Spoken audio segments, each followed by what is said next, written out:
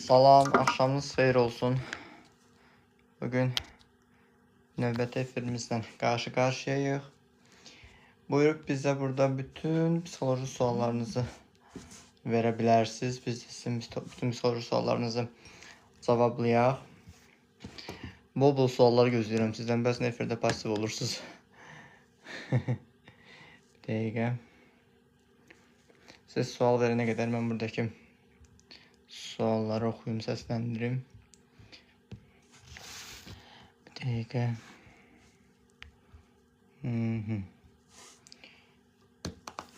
Mahnı da qoşaq qəşəng.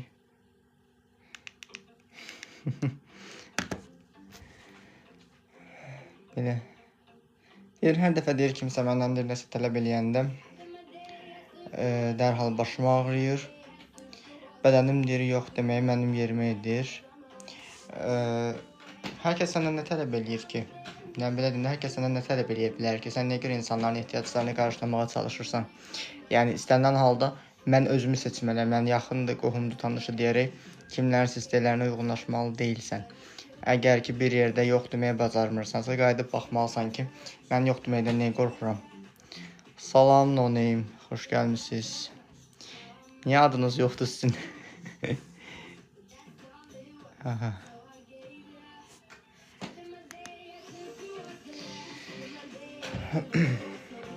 Bir daim deyir, boğazım quruyur, deyir, səsim tutulur. Amma deyir, mən heç vaxt deyir, etiraz etməmişəm. Bu səssizlik deyir, hardan gəlir? Nəyə etiraz etməmişsiniz? Belə deyim, səssizlik bilirsən hardan gəlir? Sənin boğazının qurmağı qorxudan yaranır. İstənilən halda özünü ifadə eləmək istəyəndə ifadə eləyə bilmirsən, qorxursan deyəni boğazında narahatçılıqlar baş verir. Bu baxımdan da yəni baxmalısan özünü harda ifadə eləyə bilmirsən və nədən çəkinirsən, nədən qorxursansa həmin o duyğunu dəyişməlisən, yanaşma tərzini dəyişməlisən. Əsasən indi baxın, özünüzə müşahidə edin, görün sizin ən çox belə deyək də hansı ərifədə boğazınız quruyur. Deyir, dırnaqlarımı deyir, qanayana qədər yeyirəm, özüm də fərqində olmadan bu gərginliyi nə vaxtdan bədənimə keçmiş olar. Dırnaq yeməyi vərdişi əslində stresslə başa çıxmaq mexanizmidir ki, stresli anlarda özünüzü həm nana qaytarmağa çalışırsınız. Bu baxımdan da sizdə dırnaq yeməyi vərdişi baş verir, özünü göstərir, amma həmin o dırnaq yeməyi vərdişini sən hansı andan özünü sakitləşdirməyə çalışırsansa, niyə görə özünü sakitləşdirə bilmirsənsə, həmin o narahatçılığı müşahidə elə və ondan qurtul. Ondan qurtulandan sonra dırnaq yemək kimi bir vərdişin olmayacaq. Hətta bir adam vardı, dırnaq yeməyi vərdişini eləmək üçün, unutmaq üçün, yəni tərk etmək üçün eləmişdi. Bütün dırnaqlarının, barmaqlarını yara bandı bağlamışdı. Hər dəfə əlini ağzına atanda görürdü ki, dırnaq gəlmir ağzına, yara bandıdır. Salam, Sahil, xoş gəlmisiniz.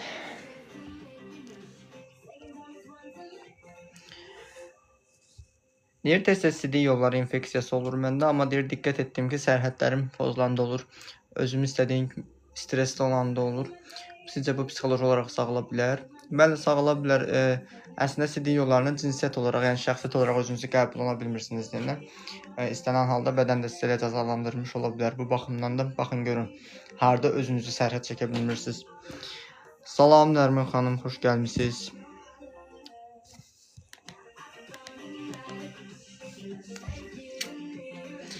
Deyir, hər yeni mühitdə deyir, bədən pozulur. Sanki deyir, orada olmaq istəmirəm. Bədən adaptasiyanı imtina edə bilir, anlaya bilir ki, doğru yerdə deyil. Anlaya bilir. Əgər istənilən halda, məsəl üçün, o qədər olub ki, mənim özümdə belə olur ki, nə olsun, mən mütəxəssisim, sevmədiyim bir adam olanda, xoşuma gəlməyən bir adam olanda, bədənim reaksiya verməyə başlayır ki, o adam doğru bir insan deyil və həmin adamdan uzaqlaşıram. Həm bədənim reaksiya verir, həm də ki, intuisiya olaraq hiss edə bilirəm ki, insan normal deyil. Bədən dilindən oxumaq olur. Amma digər tərəfdən də əgər, belə deyim də, sənin yanında bir adam özünü narahat hiss edirsə, bu da onun artıq özünün problemi ola bilir. Yəni, mən o qədər özümü güvənirəm ki, mənim yanımda kimin ürəyi sıxılırsa, bilirəm, problem onun özündədir. Və mənim yanımda sıxılan insanların hamısının özünün həyatının normal olmadığına şahid olmuşam ki, hamısı, belə deyək də, komfort zonasından çıxmaqdan qorxan insanlardılar. Deyir, bədənin bütün nahiyələrində ağrılar, sinir ağrısı ola bilər. Əslində sinir ağrısı hamısı və bədənin bütün nahiyələrindəki ağrılar dəyişik psixoloji narahatçılıqlardan qaynaqlanır. Məsəl üçün, bədəninizdə ən çox hansı orqan daha çox həssasdırsa, demək sizin bütün uşaqlıqdan alınan travmalarınızın, neqativ auralarınız, enerjiləriniz hamısı orqana yığılıb. Məsəl üçün bir adam var idi ki, həkim ona ürəyində heç bir diaqnoz qoya bilmirdi, heç bir xəstəliyinin nə olduğunu tapa bilmirdi. Axırda sonunda onu başdan eləmək üçün kardionevroz diaqnozu qoymuşdular ki, heç adamın kardionevrozu da yox imiş. Ancaq ürəyinə bir 15-20 dənə emosiya yüklənibmiş sən deməm. Onları işləyib aradan qaldırandan sonra adamın ürək ağrıları da aradan qalxdı, azaldı. Yine təngi nəfəs olmuşum. Hava bugünləri isti idi, dəhşət. Sahil deri qoşulmaq olar. Qoşulmaq olar, belə direkt əlaqə saxlayın. Konsultasiya üçün qeydiyyatdan keçin, lazımlı məlumatlarınızı qeyd edin. Sizin üçün vaxt təyin edək. Konsultasiyaya qoşulun.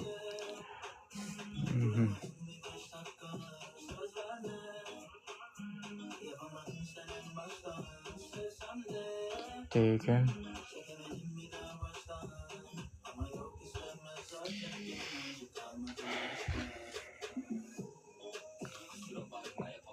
Burada sual var. Leondur, aperifobiyadan necə qurtulum? Aperifobiyadan qurtulmaq üçün belə deyək də, ən çox sonsuzluqdan niyə görə qorxursunuz? Sonra qayıdıb baxmalısınız ki, nəyin baş verəcəyindən qorxursunuz? Ölüm qorxusu mu var, yoxsa pis bir hadisə baş verər, yoxsa itirməyə qorxusu yaşayırsınızsa, onu özünüzdə müşahidə edərək bir mütəxəssis yardım alaraq sağala bilərsiniz. Dəqiqə. Mənim fikrimcə sizin yanınızda narahat deyirlər, sadəcə sahənizə əsasən kimsəni anlamayacağı gedir. Əslində elədir, sadəcə əslində rahat olur, prosto rahatçılığı qəbul olunmaq istəmir. Hələ mənim öz yaxın adamlarım var ki, tanıdığım adamlar ki, yəni istənilən halda mənim doğru eləmədiyimi mənə vurğulamağa çalışırlar ki, sən nə bilim doğru yolda deyilsən, doğru eləmirsən, amma ki, o belə deyim də, əgər mən özüm haqqımda elə düşünmürəmsə daha doğrusu mənim beynimə girmir. Mən bilirəm ki, mən nə bacarıram, nə edirəm. Əksinə, elə insanların orada travmasını daha çox görmək olur ki, o insan özü sağalmaq istəmir və belə deyək də, olasılıq ehtimalları da aşağı çəkməyə çalışır. Yəni, onu aşkar etmənizdə aşırı stresdir. Əslində, ən çox sinə ağrısı, bir də mədə ağrısı olur. Sinə ağrısı, mədə ağrısı məsəl üçün, sinir sisteminin zaten birinci ilk vurduğu orqan mədə və bağırsaqlar olur ki, məsəl üçün, belə deyək də, əsasən kin, nifrət, negativ duyğular yığılır deyirlər mədə, amma bu hər kəsdə eyni olmur. Həm psixosomatikada elə qeyd olunub, amma ki, sizin özünüzdə mədəvizə yığılan duyğular hansı duyğudursa, onu müşahidə edin ki, hansı anlarda mədə ağrınız olur. Sinə ağrıları da hamısı bir-birinə bağlı ola bilər. Deyir, bəli, travmalar ilə üzləşdirmənizdən çəkinirlər. Əslində, mən də gülürəm şeylə olanda. O qədər çünki ağlatdığım olub belə. Deyir, məndə deyir, ağlamağım dayanmır. Niyə? Niyə ağlamağınız dayanmır? Niyə özünüzə yazığınız gəlir? Salam, sizin də axşamınız xeyir olsun. Xoş gəlmişsiniz.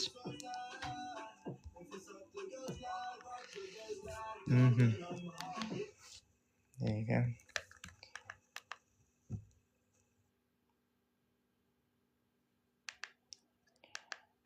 Buradan deyir, elə bir şey mahnı qoşaq ki, Allaha da xoş getsin. Belə, xoş gördük. Xoş gəldiniz siz də. Nə oldu, Sahil yazmadı? Yazmış, neyniyim mən? Heç nə, buyurub müraciət edə bilərsiniz. Niyə görə ağlamaq tutursa sizə, harada üzə yazığınız gəlirsə, problemlərinizi bir-bir müşahidə edeyim, üzə çıxardım və sizə həll yollarını təklif edim, gerisi sizə düşsün. Sağalmaq istəyirsinizsə, sağaldıq. Misafirə qoşula bilərəm. Misafirə qoşmaq bu dəqiqə hövsələm çatmır. Çünki bu günlər biraz hava istəyirdi, ürəyimi sıxılıb bu günləri. Uzun bu dəqiqə müşahidə eləmək istəmirəm. Qarışıq deyir, şəxsiyyət pozuntusu ağır bir şeydir. Əgər ağır əlamətləri varsa, o deyir, hər kəsin deyir, problemi, dərdi özünə görə böyüdür. Əgər sizdə çox ağır bir problem yaradırsa, sağalmalısınız. Deyir, başa düşdüm.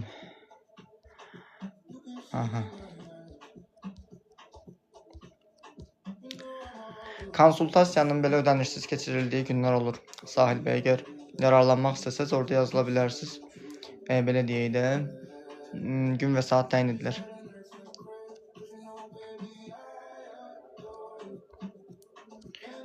Nə hımdır? Hım niyə yazmısan ora?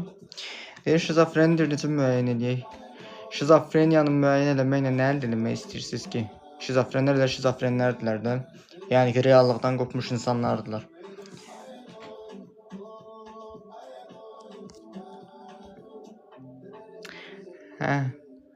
Siz şəxsiyyət pozuntusunu sual verən xanım sizə. Elə bildim promoy hum yazırsınız. Mən də baxdım ki, bu niyə yazıb belə bura. Sualın əvvəlini unutdum bayaqları, indi xatırladım, üzrlü say. Deyir, həkim, mən 3-4 ildir beləyəm, insan inanın mədəmi deyir, yoxlatmaqdan bezmişəm, deyirlər, heç nə yoxdur.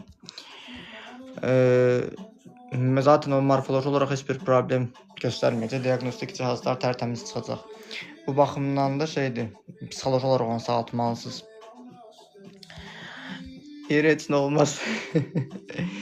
Deyir, pulla bağlı axşam qərarlar verirəm, biznesə başlayıram, səhər ancaq addım atmıram, neysə çatmır, elə bil. Bacara bilmərəm deyə qorxursan, ona görə özgüvən problemi yaşayırsan, uğursuz olaram, bacara bilmərəm deyə qorxursan. Necə bilək qarşıdakı insan şizofreniya uzaqlığından? Valla qarşıdakı insan, şizofren insanlar reallıqdan qopmuş insanlardılar ki, halüsinasiya görüb eşidirlər, gözlərini normal statistik insanın görmədiyi varlıqlar görünür, ancaq ki, yəni şizofrenlər də çox özlərindən başqa heç çox ziyan vurmurlar. Yəni mən bildiyim qədərini, yəni mənim qarşıma başqasına çox ziyan vuran şizofren çıxmayıb. Əslində onların özləri ilə davası olan insanlardılar ki, öz beyinlərindəki duyğulardan qurtula bilmirlər, o duyğulara məruz qalaraq o duyğular onları incidir. Ona görə də onlar şizofrendirlər. Çünki biz onları şizofren kimi damğalayaraq onları diskriminasiya edirik, amma ki, əslində yəqin ki, bilirsiniz də, Albert Einstein'in özü də şizoid olub, şizofreniyaya yaxın bir xarakteri olub. Yəni, əslində ən ağıllı insanların özlərinin şizofreniya kimi, paranoyak kimi, şizoid kimi, şizotipal kimi bir şeyləri olur, xarakterləri olur. Nə məsləhət görürsünüz, nə edim, qərarın düzgün olub-olmadığından əmin deyiləm. Əslində, doğru qərar verməlisən deyənə, doğru qərar vermisənmi, verməmisənmi deyə tərəddüd eləyirsən və özgüvən problemi yaşayırsan. Yəni ki, səhv bir seçim də eləsəm, bu da mənim özümün bir təcrübəm, resursuma çevrilir. Bu baxımdan, məsəl üçün, keçən səfərlərdə elə bir şey yaranmışdı məndə ki, harasa bir 200 manatdan yuxarı bir pul batırmaq kimi bir şey vardı ki, tanıdığım bir adam var, dedi ki, pulum batacaq, belə olacaq, da deyirəm, qoy batır batsın da mənim pulumdur. Harada səhv elədiyimi mən azdan özüm bilərəm, sən niyə narahat olursan ki? Bu baxımdan, yəni səhv eləməyə görə də o qədər çox narahat olmalı deyilsiniz. Yəni nəzərə almalısan ki, sən yerə yıxıla dura yeriməyi öyrənmirsən, cümlələri ilk dəfə danışmağı öyrənməmisən, səhv-süf danışmısan və belə deyək də, ondan sonra sən daha normal danışmağı öyrənmirsən. Salam, Stockholm sindromu haqqında bir şey deyə bilərsiniz? Stockholm sindromu öz qatilinə aşiq olmaqdır ki, daha da çox ciddi qatilin sənə zərər verməsin deyənə onun quluna çevrilirsən. Və həmin o quluna çevrildiyin insanlar da narsistlər olurlar ki, əsasən də həmin o narsist insanlar valideynlər olurlar. Stockholm sindromunda olan uşaqların narsist valideynlər olur. Əgər ki, sizin özünüzdə Stockholm sindromu varsa, həmin qatilinizə nə görə aşiqsiniz və həmin o aşiqliyin adı altında yatan mənfəətinizə qayıdıb baxmalısınız ki, mənfəətiniz nədirsə ondan qurtulmalısınız. Elə adam var ki, döyülməmək üçün və yaxud da söyülməmək üçün hər şeyə razı gəlir. Özünü də söydürür, şeyliyinə bilmirsən, halda hər hansı bir iyrənc şeylər baş verir. Bu baxımdan da qayıdıb baxmalısan ki, sənin həmin o olduğun qurban proqramı, hansı qurban proqramında ona hansı yaşda almısan, onu müşahidə eləməlisən. Deyir, axır vaxtlar insanlardan tez-tez inciyirəm, sanki öz qınıma çəkilirəm, bu normaldır. Əslində normal deyil, amma anormal da deyil tam olaraq. Çünki əslində insanlar səni anlamadığına görə belə deyim də, qabıqva çəkilirsən, öz güncəvə çəkilirsən. Bu baxımdan da belə deyək də, qayıdıb baxmalısan ki, sən insanlar tərəfindən niyə anlaşılmağı gözləyirsən və hansı tərəfin anlaşılmağı gözləyir. Bəlkə insanlar tərəfindən özünü sübut eləməyə çalışırsan. Məncə psixoloji müalicə almalıyam, tək bacarmayacağam sizcə. Bilmirəm, amma müalicə almalısınız. Yəni, istənilən halda problemin fərqindəsənsə, problemin fərqinə vararaq psixoloji olduğunu düşünürsənsə, təbrik edirəm səni. Hər insan zaten Azərbaycanda o qədər, belə deyim də, o deyir, qoyun gəlib, qoyun gedirlər. O qədər elə insan var ki, yəni, tək-tük sizlər kimi belə insanı görəndə mən də sevinirəm ki, nasıl problemim var deyib, probleminin fərqinə varırlar. Ona görə də problemin fərqinə varmaq sağalmağın ilkinci addımıdır. O one step gedirkən birinci addımdır. Ondan sonra da bir yerdə mütəxəssis yardım alaraq sağala bilərsiniz. Deyir, salam, kişinin paranoyak dərəcəsində qısqanclığı şübhələnməyə psixoloq köməyi dəyər. Mən psixoloq deyiləm, mən hipnoterapevtəm, seansları mən hipnoz vasitəsilə keçirirəm. Amma ki, bir kişinin aşırı dərəcə qısqanclığının səbəbinin özü digər qadınlarla cinsi əlaqədə olaraq qadınları fahişə gözünə çıxardıb onları alçatması olur. Ona görə də onun qadını da birdən alçaldarlar deyə qorxur, itirməyə qorxusu yaşayır və özgüvən problemi yaşayır. Əgər ki, öz kişiliyinə, öz cinsiyyət orqanına dəyər versə, görüşdüyü qadınları alçatmasa, öz qadını da alçalar deyə bir problemi olmaz. Yəni psixoloqun köməyə dəyər dəyməz bilmirəm, amma mən özüm kömək eləyə bilirəm. Əgər həmin o insan özü sağalmaq istəyirsə. Borderline nədir? Borderline nə olduğunu girib ChatGPT-yə yaza bilərsiniz, orada deyirlər. Deyir, salam, insanın zəif cəhətini necə tez tapmaq olar? İnsanların zəif cəhətini tapmaqla demək ki, siz özünüzü qoruya bilmirsiniz ki, insanların zəif tərəfini taparaq bir kozur kimi əldə saxlamaq istəyirsiniz. Siz niyə görə özünüzü qoruya bilmirsiniz? İnsanların zəif tərəfləri ilə onları vurmağa çalışırsınız. Özünüzü qorumağı öyrənin də ondan sonra. Deyir, çox təşəkkür edirəm, haqqınızı halal edin. Dəyməz, halal xoşunuz olsun.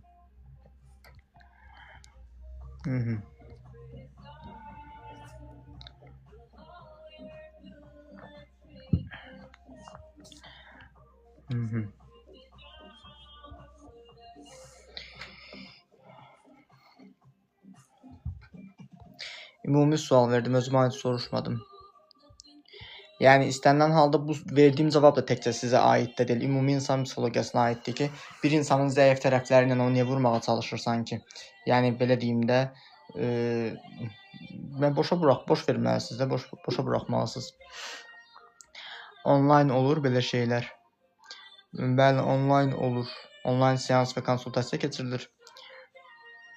İnsanların zəif cəhətini axtaran məncə özü zəif insandır.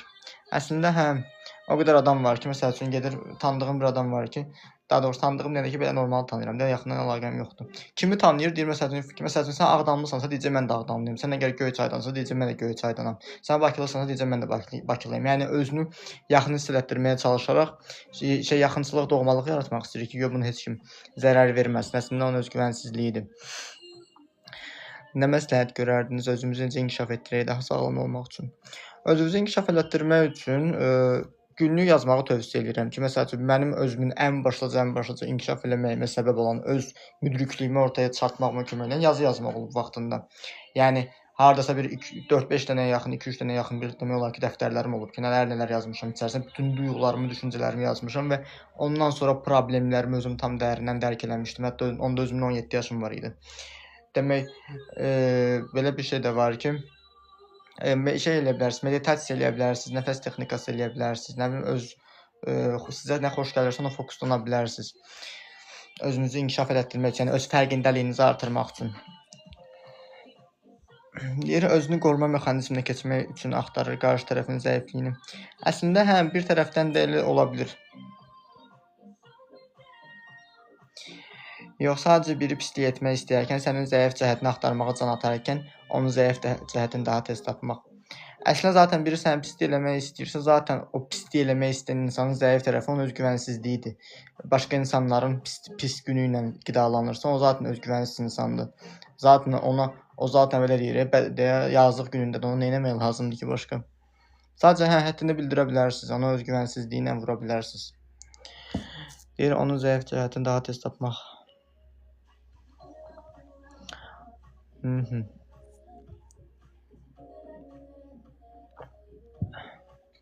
Bir də ki, bayaq xanım soruşdu, özümü inkişaf etdirmək üçün nə edə bilərəm? Bir də sevdiyiniz psixologiya kitabları oxuya bilərsiniz ki, psixologiya kitabları deyəndə ki, öz sevdiyiniz bir, məsələn, şəxsi inkişaf kitabları daha çox oxuya bilərsiniz. Məsəl üçün, mənim özümün əvvəl bir oxuduğum kitab var idi ki, onu əvvəl biraz oxumuşdum, indi də təzədən indiki təcrübələrimlə oxuyub müşahidə edirəm. Bədən dili kitabıdır ki, orada insan beyni haqqında da məlumatlar verilir. Negativ düşüncəni necə pozitivə çevirək? Negativ düşüncəni pozitivə çevirmək üçün sən birinci negativin sənə nə dərəcədə negativ olduğunu dərk eləməlisən və sənə niyə bu qədər zərər verir anlayıb dəyişməlisən. Uzaqlaşmaq varkən niyə özünüz onun etdiyini etməyə məcbur edirsiniz? Əslində, bir tərəfdən də enerji itkisinə səbəb olur, amma ki, xanım illa ki, dedi ki, elə bir şey eləmək istəyirəm, dedim ki, oyuna vura bilərsiniz. Salam, mən heç kimin xətrinə dəymək istəmirəm, sözümü deyə bilmirəm. Hələ sözünü demək istəyirsən, sən heç kimin xətrinə dəyə bilmirsən deyə öz xətrinə dəyirsən.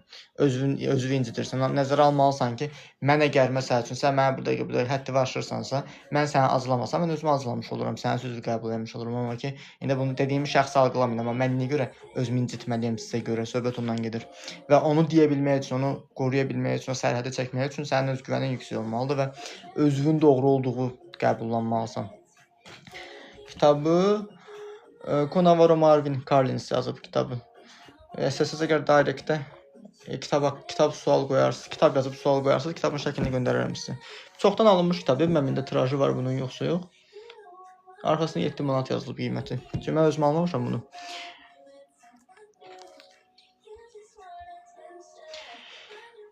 Anonim deyir, xanım, ümumi sual verdim, özüm üçün soruşmadım.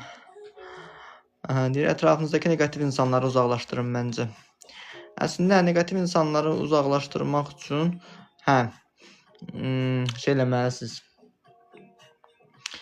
Öz negativinizdən qurtulmalısınız. Hər şeydir, içimə atıram. Elə içimə atdığına görə o gündə səndə, yəni belə deyək də, nəinki sənə, bir çox insan zaten içinə atdığına görə o vəziyyətə o günə düşür. Yəni sən vaxtında özünün, səni incidən şeyləri, kiçik incilikləri vaxtında bildirməyəndə, sən vaxtından sonra bir yerdə bilsən necə bir şey baş verir. Elə bir davadalaş içərisində olursan ki, deyirsən ki, ayda filan kəsin iç üzü çıxdı üzə, sənin üçün deyirlər onu. Amma halbuki sən özün vaxtında o kiçik inciliklərdə özünü qorumağı bacarsaydın, heç o böyük yerlərə, böyük davalara qədər gəlib çıxmazdı. Deyir, John Navarro FBI ajanı. Bəhləsində içində yazmışdı elə bir şey. Yazar istəyirsə göndərərəm sizə şəklini. FTB agentindən. İkinci nəşrdir özü bu. Deyir, internetdən tez-tez rast gəldiklərimiz numerologiya elmi düzdür, 777 kimi.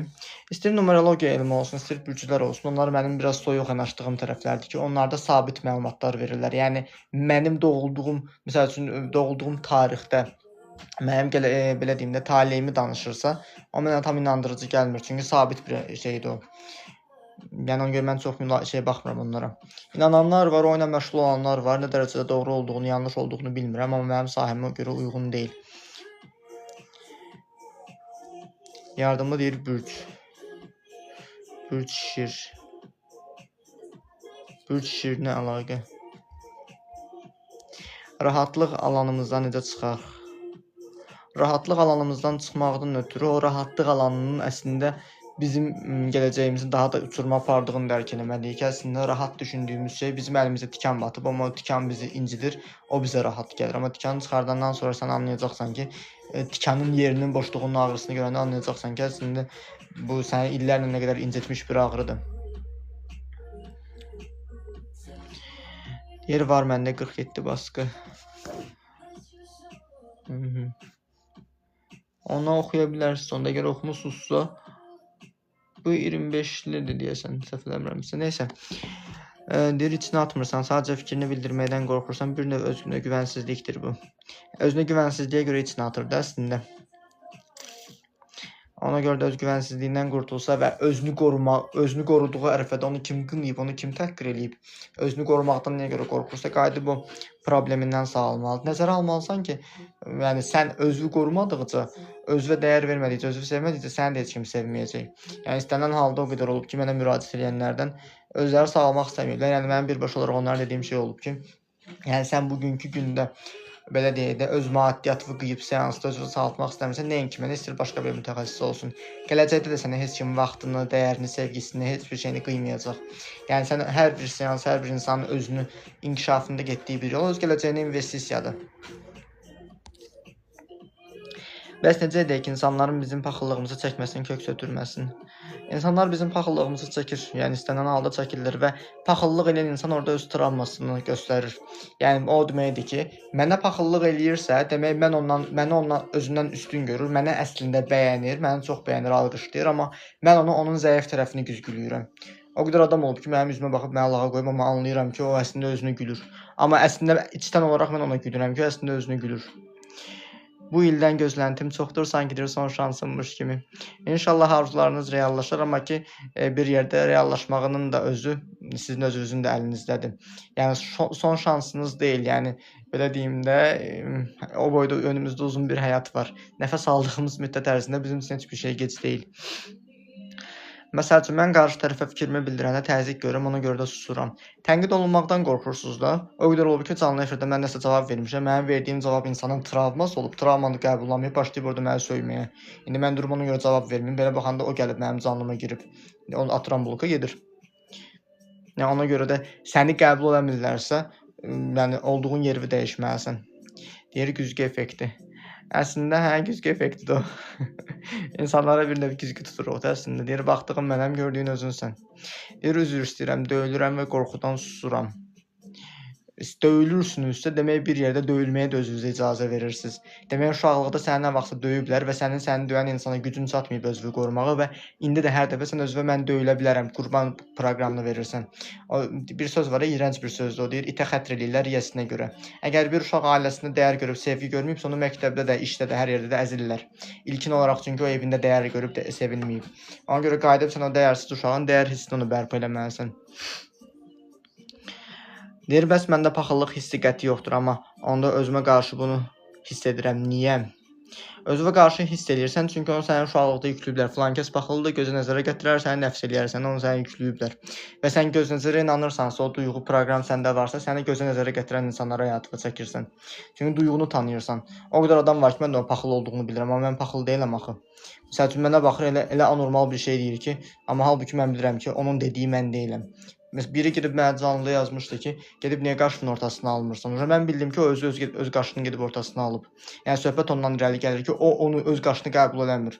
Yəni məsəl üçün Azərbaycanda da ümumilikdə belə bir şey var ki, o kişinin qaşı deyir qalın olmalıdır. Amma əgər doğrudan da mən o şey narahat eləsəydi, heç onun deməyinə ehtiyacım olmaz, gedib alardım. Mən əgər özümü belə görüb, belə bəyənib, belə qəbul edirəmsə, 1000 dənə adam elə desinlər, mənim beynimə girmir. Deyir, göz nəfsə inanıram. Elə inandığınıza görə də sizin ətrafınızda paxıl insanlar çoxdur da.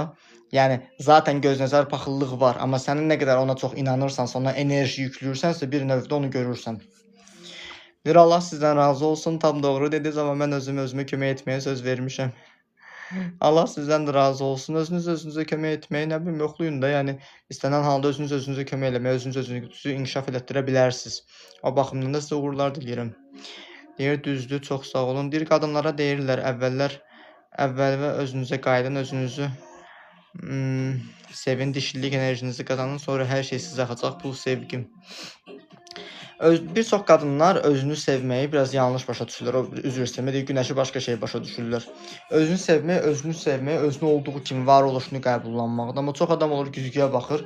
Güzgüyə baxanda özünün ehtirasını, libidosunu hiss edir və öz cinsi enerjisi artdığına görə elə bilir o enerjini özünü sevgi kimi qəbul edir. Amma o anlamır ki, o özünü sevgi deyil, öz seksuallığıdır. Yəni sən güzgüyə baxmayınca əgər özünü sevmirsənsə, ancaq güzgüyə baxanda özünü sevdiyi xatırlayırsansa, bu bir növ sənin əslində öz sevgisizliyindir, öz dəyərsizliyindir. Yəni sən özünə dəyər verməyə, özünü sevməyə başladıqca sənin əgər finansiv problemlərin, yəni pul blokajların yoxdursa, pul da sevgi də sənin həyatına axmağa başlayacaq. Narsist insanı düzəltmək mümkündür. Narsist insan əgər özü sağalmaq istəyirsə düzəltmək mümkündür, amma ki özü sağalmaq istəmirsə yox. Çünki narsistlər psixoloji olaraq 4-5 yaşından yuxarı olmayan bir uşaqlardılar. Yəni mən o deyərəm və altından qol da çəkə bilərəm ki, ətrafımızda mənim ətrafımda çox olub. 60 yaşında, 40 yaşında, 30 yaşında uşaqlar da olub ətrafımda tanıdığım. Və yəni istənilən halda bu onu göstərir ki, adam var oturur dava edir, elə uşaq elə şit bir şeyin ağını çıxardır, dava edir ki, baxırsan ki, heç uşaq da o şey eləməz. Yəni bu da onun əslində bir növ özünün travmasıdır ki, uşaqlığında o bildirə bilmədiyi reaksiyanı indi bildirməyə çalışır.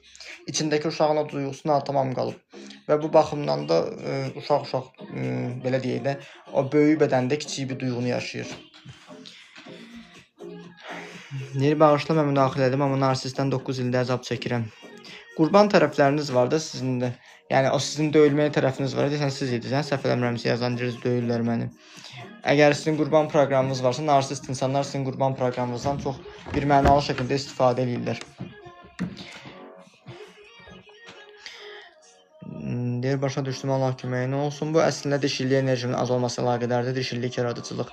Əslində bəlkə də sən özünü görmürsən, yəni öz qadınlığınla fəxr eləmirsən. Çünki əslində qadınlıq yaradıcılıqdır. Qadın olmaq başlanğıcı qoymaqdır və kişi də o başlanğıcı davam elətdirir. Sən özünə güvənmirsən, öz qadınlığınla barışıq deyilsən deyənə, qadınlığın dəyərsizləşdirilib deyənə, ola bilər nəsə yeni dəyərlər yaratmaq istəmirsən. Mən bu dəqiqə canlı efirdəyəmsə, mən öz dəyərimdən dəyərlər yaradıram. Yəni insanlara aydınladıb, insanların suallarını cavablandırıb doğru izah edə bilirəmsə, bu mənim öz dəyərimdən yeni dəyər yaratmağımdır. Yəni yaradıcılıq eləməyimdir. Yəni sən əgər onu eləmirsənsə, hər hansı bir şey ertələyirsənsə, o sənin özünün dişli enerjinin problemi ola bilər. Amma dişli enerjinin problemi də ki, dişli enerjisində problem olan xanımla işləyirəm. Məsəl üçün seansdakı o xanımın özü uşaqlığından anası tərəfindən oğlan uşağı kimi böyüdülüb. Və ona görə öz qadınlığını görüb öz qadınlığına dəyər vermir. Və indi bir neçə seans biz ona işləyirik ki, onun qadın enerjisi artıq yavaş-yavaş bərpa olmağa başlayıb. Və biri də olmuşdu ki, uşaqlığında atası qızını qız kimi görmək istəmirdi. İstirdi oğlan kimi böyüdürdü. Onu oğlum deyə çağırırdı və həmin o kişinin özünün əslində ana travması vardı. Uşaqlığında anası tərəfindən əzilmiş bir kişi olub və hər dəfə ona görə də şey deyirdi. Uşağı qızdakı atası tərəfindən sevgi görmək üçün oğlan kimi davranırdı. Deyir, bəli mənəm. Hə, əslində o sizin qurban tərəfinizdir. Qurban tərəfiniz uşaqlıqdan gəlir deyənə döyülüb söyülürsünüz. Amma ilk dəfə döyülüb söyüldüyünüz yaşda qayıdıb oradakı uşağı sən xilas edib qucağına götürsən, yəni bu kimin nə hünəri var artıq bu uşağı əzməyə deyərək o uşağı qorusan, sərhəd çəkməyə bacarsın, artıq sən heç kim əzə bilməz. Salam, xoş gəlmisiniz. Deyir, mənim atam da mənə oğlum deyirdi. Yəni üzr istəyirəm, anormaldılar da, normal deyirlər ki, yəni qıza sən necə oğlan deyə bilərsən və yaxud da oğlana sən necə qız deyə bilərsən. Və nəzərə almalıyıq ki, əslində kişilərə nifrət edən qadınların özləri belə oğullarının gey olmağına sevinirlər.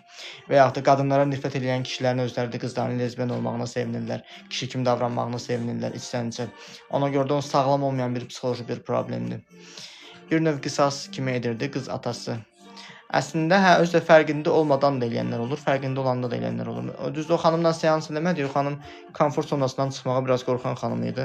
Mən nə belə eləyəmərəm deyirdi. Amma ki, konsultasiyada onun problemini ortaya çıxartdıq ki, konsultasiya vaxtı o məlum oldu, ortaya çıxdı.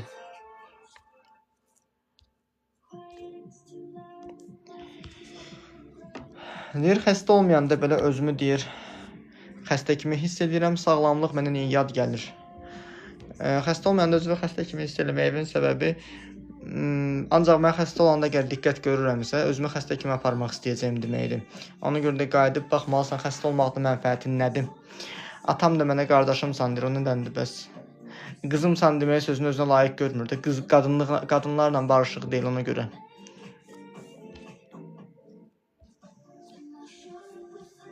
Yəni mən misal çəkdiyim xanımın özü, seans verdiyim xanımın özü belə o qədər qadınlığından iyrənmişdi ki, hətta öz cinsiyyət orqanını arzulayırdı ki, kişi cinsiyyət orqanı kimi olsun. Yəni gör travmanın dərinliyinə bax ki, özünü qadın cinsiyyət orqanını qəbul edə bilmirdi, kişi kimi görmək istəyirdi özünü.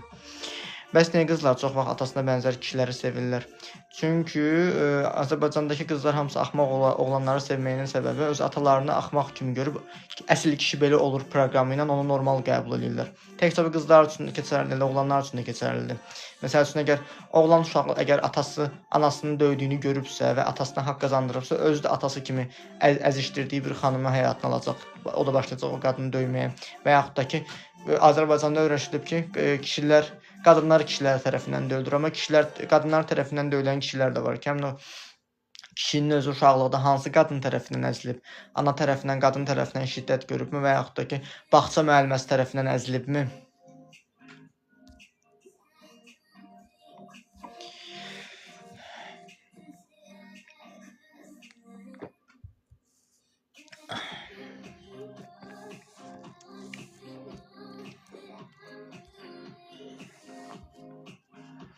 Belə. Cəfərov Fərər yazıb, məb nədir? Bəzən insanların qəribə yazılarını görəndə bilmirəm ki, neysə.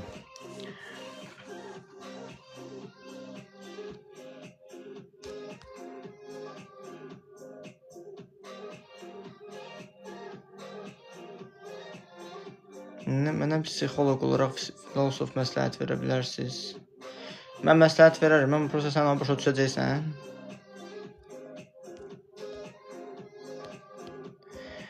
Deyir, sizə çox təşəkkür edirəm. Vallah, böyük ruh yüksəkliyi verdiniz mənə.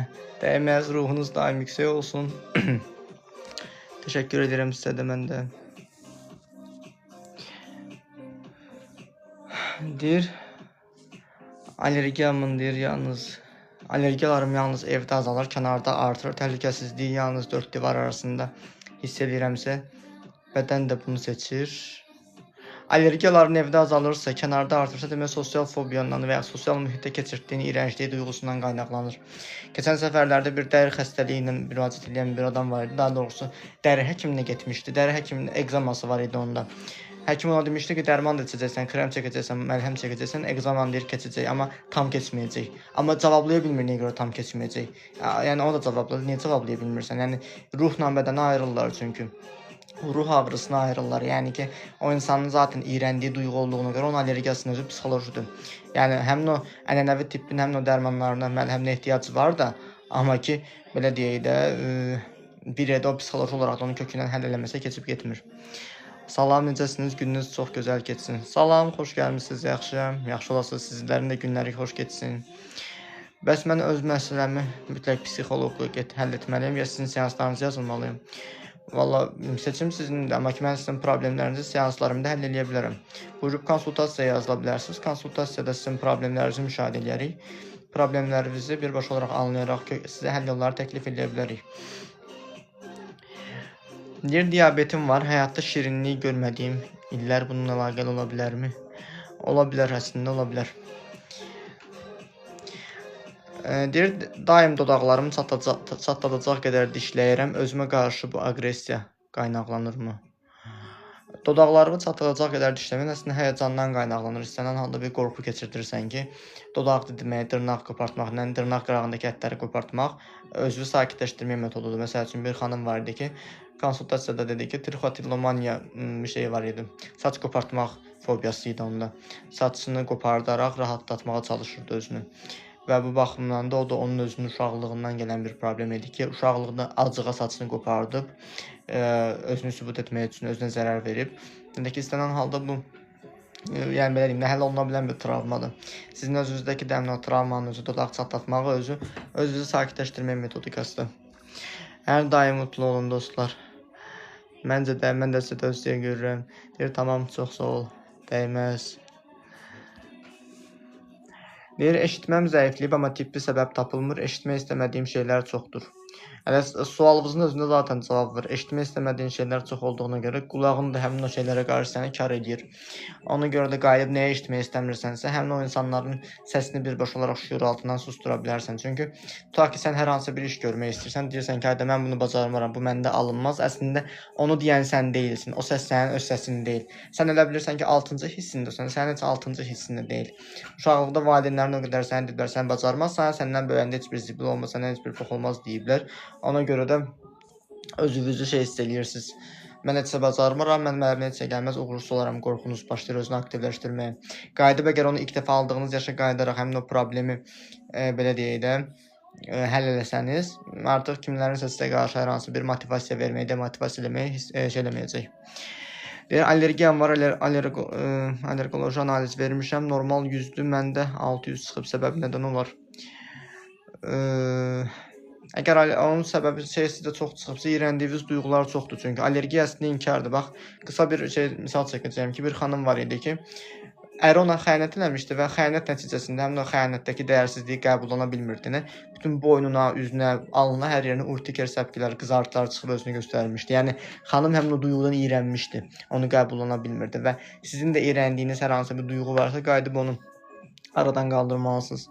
Direktə yazsam olar konsultasiya haqqında. Bəli, onlar direktə yaza bilərsiniz. Bir də ki, şeydə də var. Səhifəmizdə bioqrafiyanın altında əlaqə nömrəsi də var. Necə istəyirsiniz yaza bilərsiniz. Deyir, səbəbi nədən olar? Allergiya öskürək fonunda davam edir, plus mədə ağrıları olur əsəbləşəndə. Öskürək fonunda davam edirsə, demək sən özünü tam ifadə edə bilmirsən, səni heç kim başa düşmür və o səni qıcıqlandırır. Ona görə boğazın qıcıqlanaraq sənə öskürdür, səni heç kimin anlamamaq, özünü ifadə edə bilmirsən deyə qəhər səni boğur. Və mədə ağrıları da eyni ilə paralel ola bilər və yaxud da ayrı bir duyğulardan qaynaqlanmış ola bilər. Həmin o səni heç kim başa düşmürdü, içində qəzəb yaranmış da ola bilər ki, stresin, qəzəbin zaten kinin, nifrətin vurduğu orqan mədə ağrıları olur, mədə bağırsaqları vurur ilk olaraq. Deyir, boynumu tərpədəndə rahat tərpədə bilmirəm, daim arxaya baxmalı oluram. Arxaya niyə baxmalı olursunuz ki? Niyə görə arxadan təhlükə gözləyirsiniz? Səsim illər keçdikcə zəifləyib, uzun illər danışmaq təhlükəli isə bu iz qalır. Səsin zəifləməyi əslində özünün görülməyi qorxundur. Mən nə bilim səsim çıxsa üstümə qışqırarlar, sakit dayanmalıyam proqramıdır. Gündə allergiyam qalxır, absurd görsənə bilər, amma çox içdən güləndə ya da pis olanda belə olur. Ola bilər əslindəki şeydir də, dediyim kimi hansısa bir duyğu sizi qıcıqlandırır. Çox içdən güləndə ya xoşbəxtliyin çox uzun çəkməyəcəyini düşünüb qıcıqlanıb allergik ola bilərsən və yaxud da ki, çox pis olanda da o vəziyyətdə özünü çarəsiz hiss eləyəndə də, yəni bir-birini əvəz eləyə bilərlər. Yəni kəskinə absurd görünmür. Yəni ki, problemləriniz zaten belə deyək də, hər kəsin problemləri individualdır və hər kəsin problemi öz dünyasına görə dərindir. Ona görə o dərinliyə enərək həmin o dərin qatlarda nə varsa onların problemini həll eləyəndən sonra səthi qatlarda da özünü sağlam versiyada təzahür eləyir, özünü göstərə bilər, nəticə verə bilir. Deyir, əllərim əsir, xüsusən qərar verəndə, keçmişdə səhv etməyə təhlükəli idi. Səhv eləyəndə həmişə valideynlərim üstümə qışqırırdı. Elə ona görə əlləriniz əsirdə. Çünki sizi qorxudurlar, səhv eləyirəm, bacarmıram, mən səhv eləyirəm. Ona görə qərar verməkdən qorxursunuz. Və nəzərə almalısınız ki, səhv eləməkdən qorxmalı deyilsiniz. Və səhv eləməkdən qorxan insanlar qərar verməkdən də qorxurlar. Yəni mən niyə görə qərar verməkdən qorxmalıyam ki? Mənim yerimə niyə görə valideynlərim mənə qərar verməlidirlər ki? Sabah valideynlərim ölüb gedəndən sonra mənim yerimə kim qərar verəcək? O məntiqlə baxsaq, o prizmə yanaşmanız olsa, düşünürəm ki, anlaya bilərsiniz vəziyyəti. Təşəkkür edirəm. Mən də sizə təşəkkür edirəm, dəyməz. Avropa Gmail deyir, salam, stres oldu, çəki atdım və sanki həyat eşqim söndü, halsız oluram, kilolu olan daha yaxşı hiss edir. Kilolu olmaq səni daha yaxşı hiss etdirmək əslində Sovet psixologiyasıdır. Çünki Azərbaycanda arıq insana kasıb kimi baxırlar və yaxud nə bilim deyib ac kimi baxırlar. Çünki aclıq dövrünün şeyidir. Sovet dövründə aclıq dövrünün repressiyalarıdır ki, məsəl üçün hamının şeyləri talan edilirdi. Heç kimin hamının pulları əlindən alınırdı. O baxımdan da Sovet dövrünün insanları kökəlməyə prestij kimi baxırlar. Filan kəsin buxağı varsa, sallanırsa, qarnı varsa, o varlı adamdır, yaxşı adamdır kimi baxırlar. Amma ki, elə də çox şey deyil o. O baxımdan da sizi niyə görə yaxşı hiss etdirir? Kilolu olanda özünüzü niyə görə qoruduğunuzu düşünürsünüz? Ona baxmalısınız. Salam, utanmaq nədəndir? Utanmaq özgüvənsizlikdəndir. Nə vaxtsa sizi hər hansısa bir vəziyyətdə utandırıblar deyənə ola bilər. Kasıblıq deyil, fikirli olurdum, hələ də var. Yox, səbəbləri kasıblıq ola bilər deyə deyirəm. Yəni sizdəki kasıblıq deyil. Prosta mən o misal olaraq çəkdim. Sən fikirli olanda səndə qaynaqlanırsa o şey ola bilər ki, həmin o stresə qarşı kimisində stres daha da iştahı açır, kimisində stres daha da iştahı bağlayır, sizdə də iştahı bağlayır. Əslində sizin özünüzə yazığınız gəlir, arıqlığınıza yazığınız gəlir ki, gör mənə stres nə qədər zərər verdi ki, mən nə günə qaldım, ona görə özünüzü narahat edirsiniz. Bir sualım olacaqdı. Buyur, bu sualımı verə bilərsən. Deyir, kiminsə mənə qarşı etdiyi tərifi qəbul edə bilmirəm, qıcıq yaradır, sanki yaltaqlıq eləyir kimi gəlir. Çünki özünüzə dəyər vermirsiniz, uşaqlığınızda sizin dəyərsiz hiss etdiriblər və sizə qarşı elədikləri yaxşılıqları sizdən istifadə ediblər. Sonra onu sizə sui-istifadə çevirib, güvənsizlik veriblər deyənə, indi də siz düşünürsünüz ki, kim mənə dəyərli yanaşırsa, kim mənə kompliment deyirsə, o mənə yaltaqlıq eləyir, mənə də şey eləyir. Və səndə o duyğu olduqca zaten sənə yaltaqlıq edən insanlar sənin yanına gələcək. Amma mən dəyərliyəmsə, mənə burada xoş söz yazırlarsa, mən bilirəm ki, o sözlərə layiqəm. Mən öz enerjimə qarşılığını aldığımı bilirəm. Amma sən əgər onu tam sağlam görə bilmirsənsə, demək bir yerdə tam özünü görüb qəbullana bilmirsən. Amma kənarda mənə eqol deyirlər, elə biri deyiləm. Kənardan mənə də hər söz deyirlər, amma kənardan baxan, mənə baxan özünü görür. Yəni o baxımdan insanları da çox aldırmaq lazım deyil.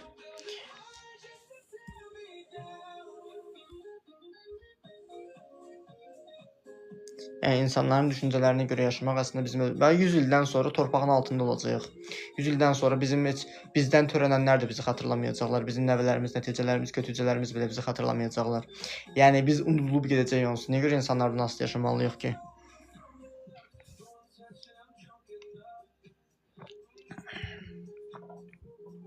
Çünki deyir, molla deyir, eşeğə nə cür minirsə minsin, heç bir insana razı ola bilmir. Salam, mən məsələn birini sevdim. Çox sevdim, dəli divanə oldum, bir həftə sonra əl çəkirəm ondan. Niyə? Çünki sevginin qarşılığını almaq istəyirsən, sevginin qarşılığını almırsan deyə tez soyuyursan. Deyir, mən necə edim, əhvalım düzəlsin, sakit dururam deyirlər. Nə? Patif. Pasifsən danışıram. Nəsə var deyirlər. Pasifsən danışmaq nə edirsən anlamadım onu. Pozitiv danışmağı deyirsinizsə. Tam anlamadım sual amma. Məni istəməyən torpağın altında olsun, mən yaşayacağım 100 il sonra da. Tamam, Allah ömür versin, yaşa.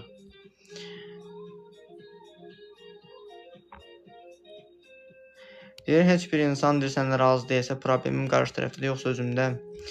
Əgər mən narkomanların içərisindəyəmsə, mən danışdığım şeyi anlamırlarsa, mən normal deyiləm. Əgər mən dəlixanadayamsa, mənim dediyimi anlamırlarsa, mən dəli deyiləm. Mən olduğum yerdə deməyə özümü doğruluda bilmirəm. Deyir, pozitiv. Pozitiv danışan nəsə var deyirlər. Pozitivliyi onları niyə narahat eləyir ki? Əslində onlar özləri sizin kimi pozitiv yanaşa bilmirlər deyə vəziyyətdə ola bilər ki, ona görə sizin pozitiv yanaşmağınız onları qorxudur. Bax, tam səmimi deyə bilərəm ki, mən özüm, məsəl üçün belə deyirəm, disko rəqsi oynayanda hər hansı bir şey oynayanda, mən disko rəqsi oynamağını bilmirəm. Mənim o anda gözlərimi yumuram, həmin hansısa bir mahnı çox yüksək bir tonda olanda, mənim gözlərimi bağlayıram və ruhum başlayıram o ritmə uyğun oynamağa. Və mən oynayanda o qədər adam mənə elə bilib ki, mən içki-içib piyan olmuşam deyə düşünürlər. Amma halbuki, düzdür, lap əvvəllər mütəxəssis olmamışdan qabaq içdiyim vaxtlar da olub, içib oynadığım vaxtlar da olub. Amma ki, sağalandan sonra mən içəri oynamıram. Yəni ki, özümü tam buraxanda elə bildilər ki, mən içmişəm, piyanam kimi görürlər mən. Amma indi gəl onların boyunlarını qoya bilmirəm ki, mən içməmişəm. Desəm içməmişəm, deyəcəklər çəkib gəlib. Ona görə də ki, yəni belə deyim də, sən əgər özün tam pozitivsənsə, sən kimi pozitiv ola bilmirlərsə, bir yerdə onlara o qəribə gəlir. Və ola bilər ki, sizin özünüzdəki hal da elədir ki, sizin pozitiv yanaşmağınıza qəribə baxırlar. Deyir, düzdür, həqiqətən mən də indiyənə kimi heç bir ilişkimin özümü verdiyim qədər dəyəri görmədim. Özünün verdiyin dəyər çünki sevgi dilənməkdir. Özünü onlara fəda eləyirsən ki, məni sevin. Amma sən özünü zaten sevsən, səni sevəcəklər. Mən kassada kassir dayanmışamsa, mənim müştəri yaxınlaşacaq. Əgər mən özümü sevmirəmsə, məni sevməyən insan yaxınlaşacaq. Ölüm qorxusu nasıl aşılır? Ölüm qorxusu aşılması için ölüm qorxusunun ilk zaman yaşadığınız yaşa inerek, o qorxularınız, böyle söyleyeyim də, aradan kalkınca ölüm qorxusunu yenə bilirsiniz. Yəni ölüm qorxusu çocukluğumuzdan bizim bilinçaltımıza yüklenilebilen bir korku durumudur ki, normal bir çocuk ölümün ne olduğunu anlamıyor. Bu yüzden de sizin kendinizde de ölüm korkusu aldığınız ilkin yaşı dönerek ölüm korkusunu yenebilirsiniz. Bir evli bir insan subay birinin özünden aşağı görmeye nedenli. Evlənəndə əli bala batıb ona görə. Evliliyi əslində şey kimi görür. Yəni mənim ərim var, sənin ərin yoxdur kimi tipində. Yəni boş bir şey. Yəni səni alan yoxdur, sən evdə qalmısan tipində. O da ki, biraz şey öz dəyərsizliyi də əslində o insanın. Və səni inandırım ki, həmin o insan xoşbəxt deyil. Sadəcə səni subay olmaqla paxıllıq eləyir. Yəni doğal qaz qorxusu. Ölüm qorxusu da əslində o. Bayağı ne araştırıyorum, çocukluğumuza kaydarak yazdı. Biraz da Türkçeden aşağı dilim Azerbaycanca çevrildi.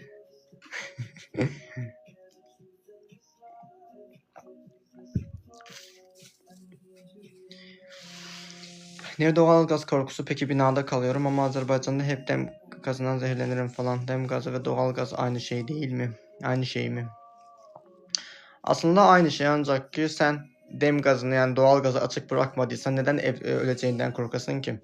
Yani istenilen vaziyete göre sen dönüp bakmalısın ki dem gazından, doğal gazdan ölen birisini gördün mü ki sen kendinin de başına öyle bir şey geleceğinden korkuyorsun? Evli bəy görmüşəm ki, subay bir oğlanın paxıllığını çəkir, çox qəribədir. Çünki özü qadınlarla görüşməyə gedə bilmir. Evliliyi arvadına özünə quyruq bağı kimi görür deyənə, arvadına dəyər vermir deyənə, ona görə o subay adamı başlayır şey eləməyə, paxıllıq eləməyə. Evet gördüm, ölmüştü, haberlerde gördüm. Haberlerde gördüğünüz haber zaten sizin kendinizin ölüm korkunuzu trigger verip, yani tetikleyici bir duygu olmuş. O yüzden de o duygunuz sizin bilinçaltınızdan eğer değiştirilirse, temizlenirse ölüm korkusunu yenebilirsiniz.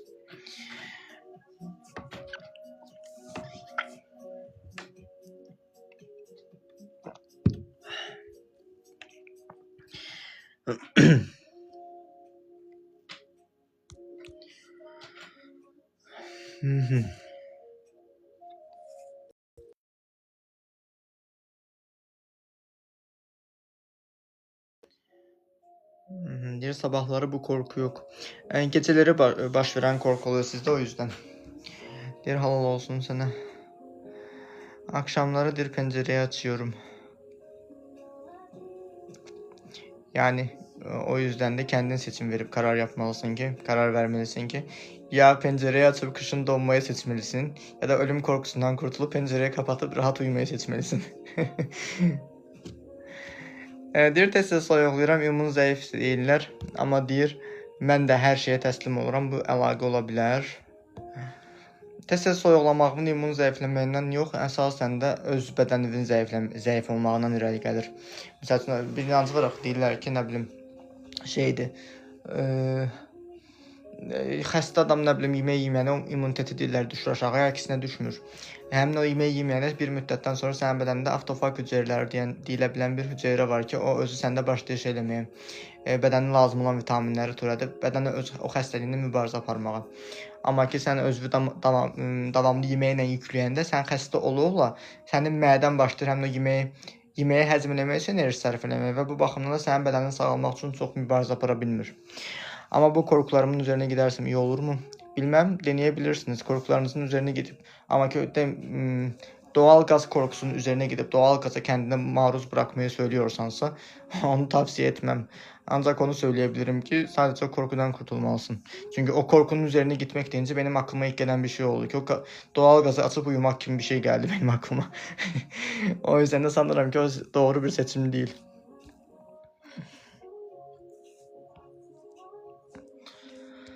Deyir sümük ağrılarım deyir var, yaş deyirlər, amma məndə deyir mən çoxdan özümü deyir yaşlanmış hiss edirdim. Bu hiss bədəni tez qocalda bilər.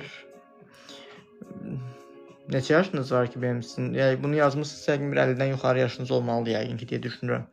Amma özünüzü yaşlanmış hiss eləməyinizin səbəbi, bədəninizin ağrımağının səbəbi yaşlılığınızı qəbul edə bilmirsiniz. Yəni o da əslində bir yerdə sizin yaşlanmaq qorxunuzdur ki, özünüzü çökmüş, çarəsiz hiss edirsiniz ki, yəni mən yaşlanacağam, bundan sonra heç kimə lazım olmayacağam tipində.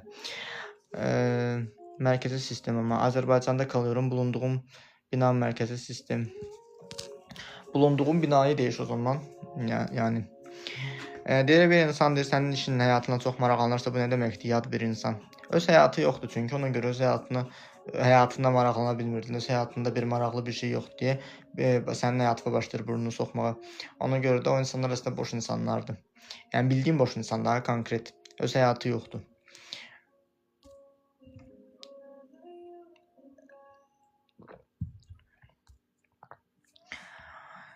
Deyir daim nəfəsimi tutduğuma fərq eləyirəm. Həyatda da özümü saxlayıram. Nəfəs niyə azad deyil? Nəfəsi tutmağın əslində qorxunuzdandır bəlkə də. Ona görə o baxımdan ola bilər. Deyir onlara necə cavab verək? Onlara əslində cavab vermək də çox vacib deyil. Bu baxımdan da qayıdıb şey eləməlisiniz ki, o insanlara belə deyim də, qayıdıb baxmalısınız ki, o insanlar sizdən nəyi gözləyir? Ben güvenmiyorum size, bu şekilde müşteri kaybedersiniz. Tamam, güvenmiyorsanız da mecbur değilsiniz beni izlemeye. Ama bana güvenmeye de yazan sizsiniz. O yüzden kendinizi işkence etmek evezine diyemeyin. Kaydıp canlı yayını çevirebilirsiniz. Yarı Azər, yarı Türk'ten açtım. Ben mesela için güvenmediğim insandan hiç ağıl soruşmuram. Nəsə almıram. Deyir, hər hiss etdiyimiz şey doğrudurmu? Məsələn, nəyəsə hiss edirik, gəlib olur, yuxuda belə görürük. Hər hiss etdiyimiz şey doğru olabilir. Çünkü bizim zaten gördüğümüz kehanet yuxularının özü əslində bizim həmin hadisəni biz şuuraltı olarak hiss edirik və onu bir yerdən sonra unuduruq və yuxu şəklində başlayırıq onu görməyə. Və bu baxımdan da sən qayıdıb şey eləməlisən.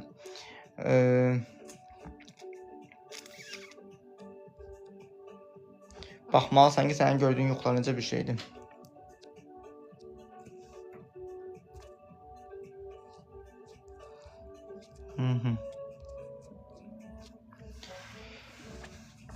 Hay.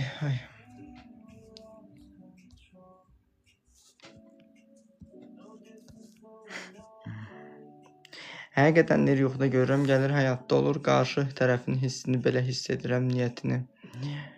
Əslində yuxuda görürsən, əslində ona əslində bədən özünə daha çox inanır axı. Sən öz beynində gördüyün şeyin var olduğuna çox inandığına görə onu daha da yaşaya bilirsən. Kehanət yuxusu baş verə bilər, baş tuta bilər.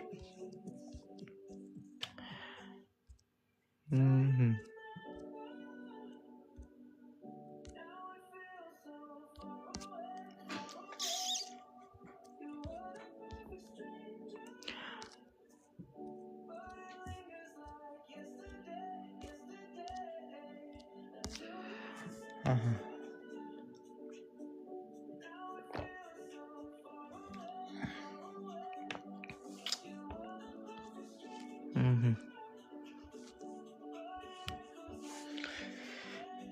Belə.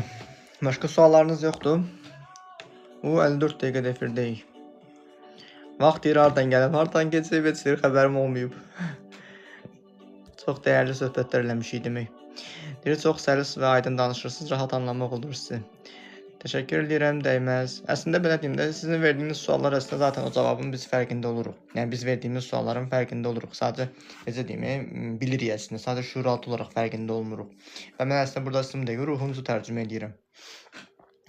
Deyir, xəyanət edən insanı bağışlamaq olarmı əgər sevirsənsə? Xəyanət edən insan baxır kimdir?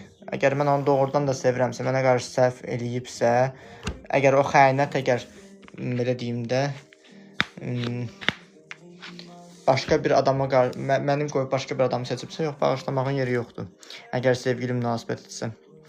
Çünki zaten mənim ona verdiyim sevgi özünü layiq görmədiyinə görə məni qəbul eləməyib gedib başqa bir adamla əgər sevgili olursa, demək mənim göstərdiyim sevgi özünü layiq görmür.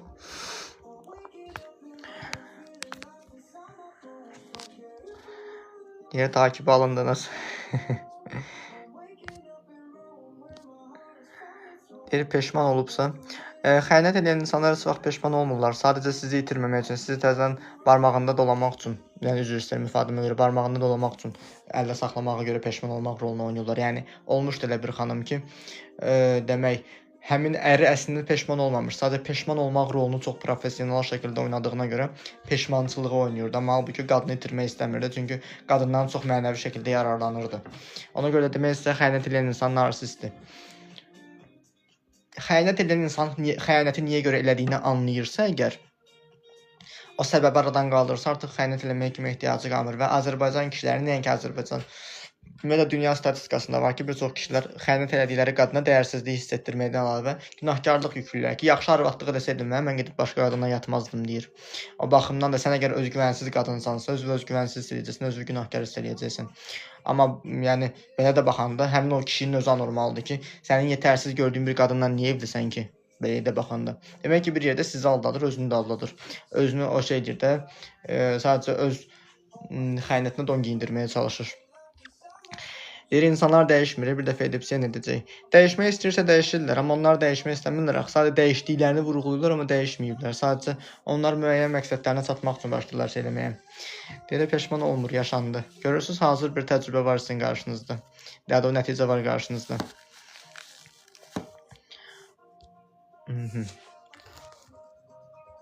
Xəyanət edənlər xoşbəxt olurlar.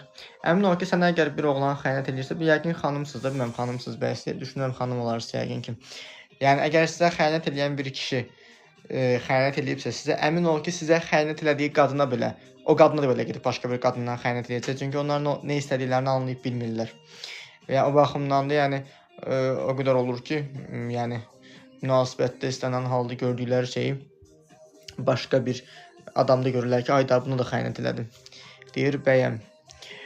Bəzi istədə əslində o şeyin o qədər çox fərqi yoxdur. Eynilikdə də sizə də əgər hansı bir qız xəyanət eləyirsə, sizə xəyanət elədiyi oğlanla da başqa bir oğlana da xəyanət eləyir, ona xəyanət eləyəcək. Deyir, karması əvvəl-axır tutur. Relax, siz həyatınıza baxın məncə. Karma onsuz da işdir. Karmanı bəzi adamlar qəbul etmirlər, amma karma var. Karma, yəni ki, karmalarını çəkirlər. Deyir, karmasını çəkəcək. Əslində, çəkəcək. Sadəcə əgər belə deyim də, anlayışlı bir adamdırsa, karmasını yaşadığını, niyə görə yaşadığını anlayacaq. Adamlar var ki, yaşadıkları pis hadisələri özlərinə tutmurlar. Ay Allah, mən kimə pis eləmişəm ki, mənim başıma bu gəlirlər. Baxırsan ki, özünə tutmur. Amma özünə tutmasa belə o karmanı yaşayır. Ona görə də, yəni, siz qızın dediyi kimi, öz həyatınıza baxın.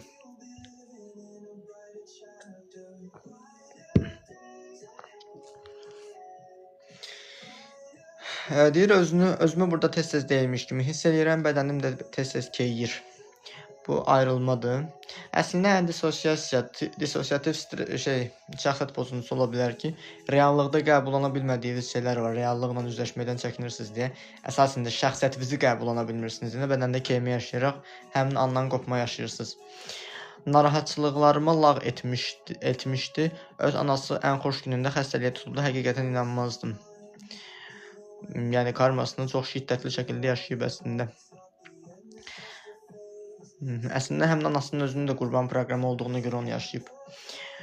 Deyir, zəngin olmaqla xoşbəxt olmaq mümkündür. Əslində hə, zəngin olmaqla xoşbəxt olmaq mümkündür. Mənə görə xoşbəxt olmaq da zəngin olmaqdır. Yəni zaten sənin ruhsal olaraq enerji vibrasiyan yuxarıdırsa, yəni zənginlik deyəndə bir çoxlarının ağlına pul gəlir. Yəni pul sadəcə vasitədir. Sən pulla heç vaxt duyğu yaşaya bilməzsən. Gedib axırıncı model telefon ala bilərsən, nə bilim, hər hansı axırıncı model, son model, yəni yeni şey olmuş bir paltar ala bilərsən. Son model gedib bir şey ala bilərsən, texnologiya ala bilərsən ki, həmin anda özünün dopaminin yüksələrək özünü xoşbəxt hiss edə bilərsən. Amma ki, sabahsı gün həmin o şey gözündən düşəcək. Yəni pul vasitədir. Sadəcə biz pulu qidalanmaq üçün, yaşamaq üçün istifadə edirik, geyinmək üçün istifadə edirik, komfortumuz üçün istifadə edirik.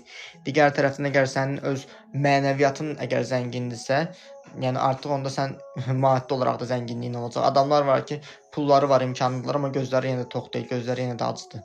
Baxırsan ki, həmin o varlı insanın kasıbın 5 manatına belə möhtacdır. Kasıbın 5 manatına belə göz dikir. Bəs niyə xəyanət edən insan yaxınlarından yaşayır karmanı? Yaxınlarından yaşayır, çünki onun günahkarlıq hissi yoxdur. Məsəl üçün, mən əgər sənə xəyanət eləmişəmsə, məgər mənim özümün günahkarlıq hissim var ki, ayda mən Leona getdim, xəyanət elədim. Əgər mən özümü günahkar hiss edirəmsə, karma birbaşa olaraq mənə təsir edir. Əslində karma da olmur ha. Şuuraltının cəzalandırma sistemi aktivləşir. Şuuraltı cəzalı proqramını aktivləşdirir, sənin bədənində xəstəlik yaranır, hər hansı bir ağrı baş verir, hər hansı bir uğursuzluq olur. Əgər sən özünü günahkar görmürsənsə, öz yaxınlarından görürsən o şeyə. Niyə görə deyirlər ki, başqalarının qızını bədbəxt eləyən oğlan sabahları öz qızını alıb bədbəxt eləyirlər. Və yaxud analar eləyir, analarını, balaları çəkir, balanı, o karmanı elə yaşayırlar.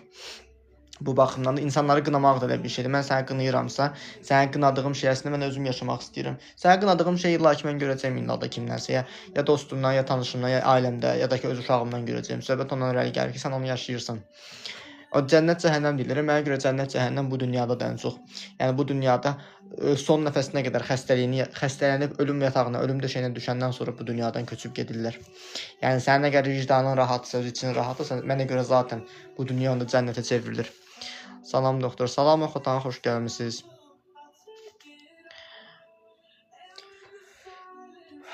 Deyir, nə? Hə, daim yorğunam, amma səbəbi bilmirəm niyə görə. Yaşamaq üçün deyir, içimdə yeri qalmayıbmı? Bilmirəm. Ona özünüzdən sual verə bilərsiniz. Yorğun olmağınızın səbəbi psixoloji yorğunluqdur. Səbəbi əslində bilirsən, amma sən səbəbi morfoloji olaraq axtarırsan deyə tapa bilmirsən. Psixoloji tərəfinə baxsan səbəbi anlaya bilərsən. Mən ailəli olmuşam, xəyanət eləyib ayrılmışam, amma peşman oldu, qayıtmaq istədi, qəbul eləmədim. Düz eləmisiniz, zaten bir dəfə bağışlanılan xəyanət, əgər sən xəyanəti bir dəfə bağışlayırsansa, növbəti xəyanətlərə də yol vermiş olursan. Amma mən xəyanət görmüşəmsə, qayıdıb baxmalıyam, uşaqlıqda mən xəyanət duyğusunu ilk dəfə kimlə yaşamışam. Və yaxud da yeməyi versən səni sabah parka çıxardacağam, nə bilim, ya da ki, yaxşı uşaq olsan sənin üçün falan şey eləyəcəyim deyir valideyn, amma uşağına verdiyi sözü tutmur. Uşaq amma bu şeyi unutmur, uşağın yadından çıxmır. Deyir ki, ayna sən mənə söz vermişdin axı, ayta mənə söz vermişdin axı. Ata uşağa xəyanət eləyir. Yəni bu xəyanət duyğusu uşaqlıqdan yükləndiyinə görə sən onu böyüyəndə belə o duyğu əgər səndən təmizlənməyibsə, şuur altında varsa, onu döngü olaraq təkrar yaşayırsan. Dostundan, tanışından, iş həyatından, sevgilindən hər bir insana onu xəyanəti görürsən. Çünki bizim duyğularımız instrument kimidir. Məsəl üçün, sənin əgər direlin varsa, atvorkan varsa, deyirsən ki, mənim direlim, atvorkan var, qoy mismarı açıb bağlamaq üçün bunu istifadə edəm, əl atacaqsan, atvorkanı götürəcəksən. Bizim duyğularımız da instrument kimidir ki, 7 yaşına qədər alırıq biz o duyğuları və əgər sənin xəyanət duyğun varsa, sən illaki o duyğunu yaşamaq istəyəcəksən. Deyəcəksən ki, ayda mənim qarşıma niyə görə ancaq 5 nəfərin 5-də mənə xəyanət elədi. Çünki sənin instrumentin var, sən instrumentlərdən istifadə edirsən. Amma ağlımdan da çıxmır o insan, necə unudum. Gördüyünüz xəyanət duyğusunu ilk dəfə yaşadığınız yaşa qayıdıb mental olaraq ondan qurtulsanız və özünüzü gördüyünüz xəyanətə görə bağışlasanız, xəyanəti unuda bilərsiniz, o insanı unuda bilərsiniz. Çünki o insan sənin həyatında sənə travma verməyib. Səndə olan travmanı sənə şillə vuraraq uyandırıb, həyat sənə şillə vuraraq uyandırıb. Bu baxımdan da sən qayıdıb özünü bağışlasan, yəni sənə xəyanət eləməyinə icazə verdiyinə görə özünü bağışlasan, yəni onu unuda biləcəksən. Mən deyir, çox söhbət edə bilmirəm, ürəyim sıxılır, sakitlik istəyirəm, doktor hələ də yaxşı oluram. Çünki söhbət elədiyin insanlar səni anlamırlar deyənə, ona görə sakitliyə çəkilirsən. Onda özündən rahat olmağa çalışırsan. Salam nətərsən, məndə həyəcan təşviş var, nə edim? Sizi həyəcanlandıran, təşvişləndirən hansı duyğunuz varsa, qayıdıb o duyğudan sağalmalısınız. Yəni bir mütəxəssis yardım alaraq o duyğudan qurtula bilərsiniz.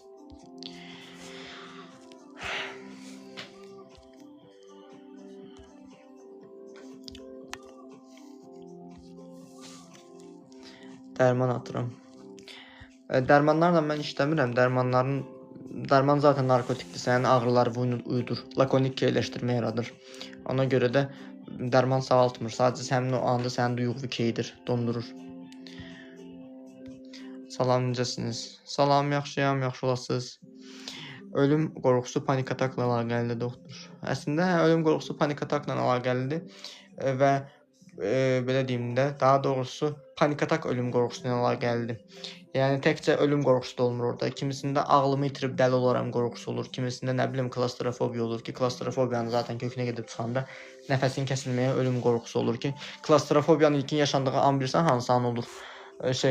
Ana bətnində ananın doğuş vaxtı açılışında su açılışı olur. Uşağın başı fırlanır, uşaq orada nəfəs-nəfəsə qalır, orada ilişib qalır. Onda klaustrofobiya başlayır özünü göstərməyə. Deyir kimsə ölər onsuz qala bilərəm. Bilərəməm.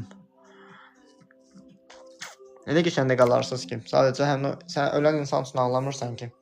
Yəni, istənilən halda kimlərinsə yaxını rəhmətə gedirsə, sən yaxının üçün ağlamırsan, özün üçün ağlayırsan. Mən filan onsuz necə yaşayacağam deyirsən, amma demirsən ki, ayda o torpağın altında görə necə qalacaq. Onu soruşun olmur. Mən onsuz evə necə qayıdacağam? Elə keçəndə qayıdacaqsan, bal kimi. Sadəcə sənin həmin o insana olan emosional bağlılığın dəyişsə, həmin o problemin aradan qalxsa, yəni natamam qalmış duyğuların dəyişsə, keçib gedəcək. Mən birinə çox dəyər verirəm, ona dəyər gözləyirəm, bilirəm düzgün deyil, amma bağlanıram. Öz dəyərsizliyinizdən sağalın, özünüzə dəyər verməyə başlayandan sonra kimdənsə dəyər gözləməyəcəksiniz.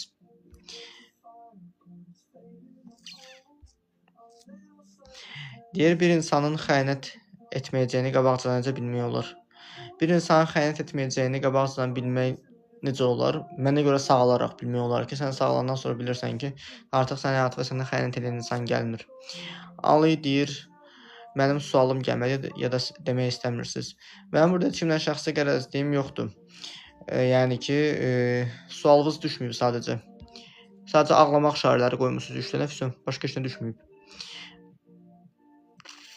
Neçə seansa düzələrəm mən? Bilmirəm. Mən sizdən konsultasiya keçirdəndən sonra deyə bilərəm onu.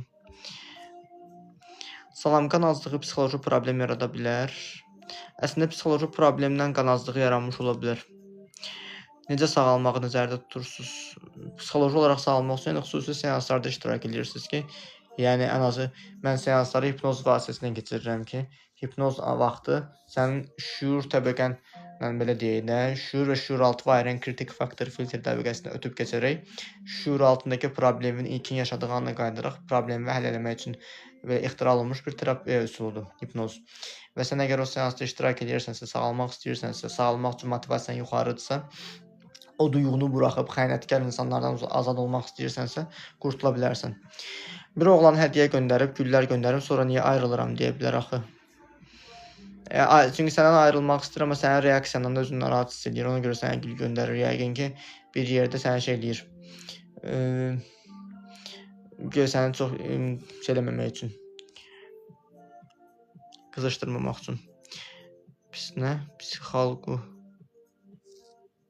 Neysə, gəlmir, eybi yoxdur, yenə də sağ olun. Bəzən onların suallar düşmür bura.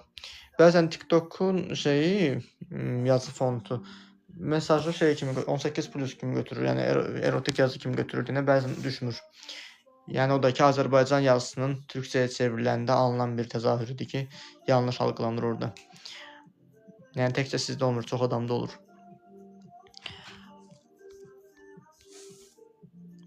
Yenə neçə dəqiqə danışacağım sizlə. Konsultasiya 45 dəqiqə 1 saat ərzində keçirilir ki, konsultasiya vaxtı sənin problemini mən anlayıb dinləyirəm, problemi müşahidə edirəm və mən sənə problemlərimi nədən qaynaqlandığını izah edirəm. Yəni ki, birinci danışıq seans deyil, konsultasiyadır ki, konsultasiya pasientlərin qəbuludur. Yəni ki, birbaşa olaraq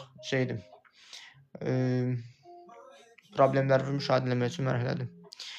Deyir bir seans nə dəqiqədə? Gözlə hipnoz etmək mümkündür insanı. Hipnozun 140-dan çox növü var. Keçən səfər bir oğlan mənə müraciət eləmişdi ki, deyir mən deyir hipnoz seansında olmuşam amma xeyrini görməmişəm. Deyirəm ki, yəni sən hipnoz seansında olmusansa, onun xeyrini görməmisənsə, yəni o demək deyil hipnoz xeyirli bir şey deyil. Sadəcə onu istifadə edən adam onun hansı növündən istifadə edib bilmirəm və necə istifadə edib bilmirəm. Yəni ki, belə deyim, sən bərbərə gedirsən, hər bərbər saçı eyni qəşəng qırxmır. Sənin saçı yaxşı qırxmayıblarsa, o demək deyil saç qırxdırmaq pis bir şeydir. Sadəcə yaxşı ustanın yanına getməlisən. Və mən də öz işimə güvəndiyimə görə öz işimi arxayınlıqla, rahatlıqla problemi aradan qaldıracağımı qəranti verə bilirəm. Bu gün alınır, bircə də pul ödəyirəm. Yəni əslində hə, ödəyirsiniz. Probleminizi müşahidə etmək üçün ödəyirsiniz. Bugün alınmağını bilmirəm. Yəni yazıla bilərsiniz. Nə vaxt uyğunsa sizə və bizə uyğun bir vaxt təyin edə bilərik. Çünki bu günlər birazdan axşam mənim özümün seansım var ki, mənim də 2 seansım 2 saat, 3 saat çəkir.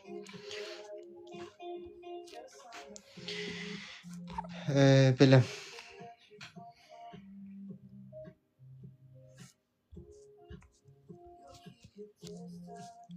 Ödəniş nə qədərdir? Siz Direct'ə və yaxud da WhatsApp üzərindən əlaqə saxlayarsınız. Biz orada sizə məbləğ deyərik. Çünki mən canlı efirdə məbləğ səsləndirməyi sevmirəm. Çox pul xərcləməyə xəstəliyi necə tərk etmək olar? Çox pul xərcləməyə xəstəliyini tərk etmək üçün sən pul xərcləyəndə nəyə görə dopamin yaşamaq istəyirsən, nəyə görə pul xərcləyəndə ancaq xoşbəxt olursansa, ona qayıdıb baxmalısan. Mən podruqam gilə gedim, oradan danışım. Mənim üçün problem yoxdur, yəni sizə uyğundursa o cür qoşula bilərsiniz. Sadəcə ki, həm sizə, həm bizə uyğun bir vaxt təyin edərək qoşuluruq. Evdə rahat danışa bilməyəcəm. Tamam, baxın da necə istəyirsinizsə. O seçimlər sizin öz azad seçiminizdir ki, yəni bəzən xanımlar deyirlər ki, kameranı açmaq lazımdır, yoxsa bağlamaq lazımdır. Yəni mənim çox maraqlı olmur konsultasiya vaxtı kim kameranı açır, kim bağladır. Yəni ki, seansda hə, kameranı açmaq lazımdır, amma konsultasiyada mənə görə lazım deyil. Açmaq istəyirsiniz, açarsınız, açmaq istəmirsiniz, açmazsınız. Belə. Yeri yazıram sizə. Tamam, yazın. Deyir, mən açıb danışmaq istəyirəm. Tamam, necə istəyirsinizsə də eləyə bilərsiniz. Yəni, bəzən xanımlar deyirlər ki, kamera açmaq məcburidir, nədir, belə elədir. Ona görə deyirəm. Bədənim çox yemək yemək istəyir və çox pul xərcləyirəm. Duyğu yaşamaq istəyirsiniz də əslində. Yəni ki, bizim zaten yediyimiz qidaların özü belə bir yerdə şeydir, bizim duyğularımızdır. Mən bir çox duyğudan sağalandan sonra dönər yeyə bilmirəm çox. Dönər yeyəndə mənim mədəmə narahatlıq verir. Yəni dönərdən dad ala bilmirəm tam, duyğu yaşaya bilmirəm dönərdən. Çünki dönər yeyəndə özümü sakitləşdirdiyim travmam aradan qalxıb deyənə dönərdən heç bir duyğu yaşamıram. Mən düzəlmək istəyirəm. Düzəlmək istəyirsinizsə sizə düzəldə bilərik. Yəni ki, düzələ bilərsiniz daha doğrusu. Mən sizə dəstək ola bilərəm. Çünki əsas da problemi aradan qaldırmaq üçün zaten sizin özünüzün sağalmaq istəməyinizə motivasiyanız ölçülür. Yəni siz sağalmaq istəyirsinizsə, hə, mən sizin özünüzün probleminizi aradan qaldırmağa kömək edə bilərəm, amma nəinki siz kim sağalmaq istəmirsə onu heç eləyə bilmərəm. Həyatdan yorulmuşam, doktor, hər şeyi yola verirəm. Bu psixoloji travmadır. Əslində hə, depressiya yaşayırsınız. Özünüzün yaxşı yaşamayacağınıza aid bir ümidsizliyə qapılmısınız, amma ümid olan qapını görmürsünüz. Amma nəzərə almalısınız ki, siz həyata doğru baxış bucağından baxmırsınız. Siz divara baxırsınız, amma qapını görmürsünüz, çıxış qapısını görmürsünüz. Ona görə yanaşma tərzinizə, baxışınızı dəyişməlisiniz. O qapı hər zaman orada açıqdır. İnsanlar deyir, üzümə baxanda tez gözlərini çəkirlər. Bu nəyin əlamətidir? Bilmirəm. İstənilən halda ya sizinlə empatiya qurmaq istəmirlər də ola bilər, ya da ki, öz güvənsizlikləri də ola bilər. Dəqiq bilmirəm. O sizi nəyə görə narahat edir, ona baxmalısınız.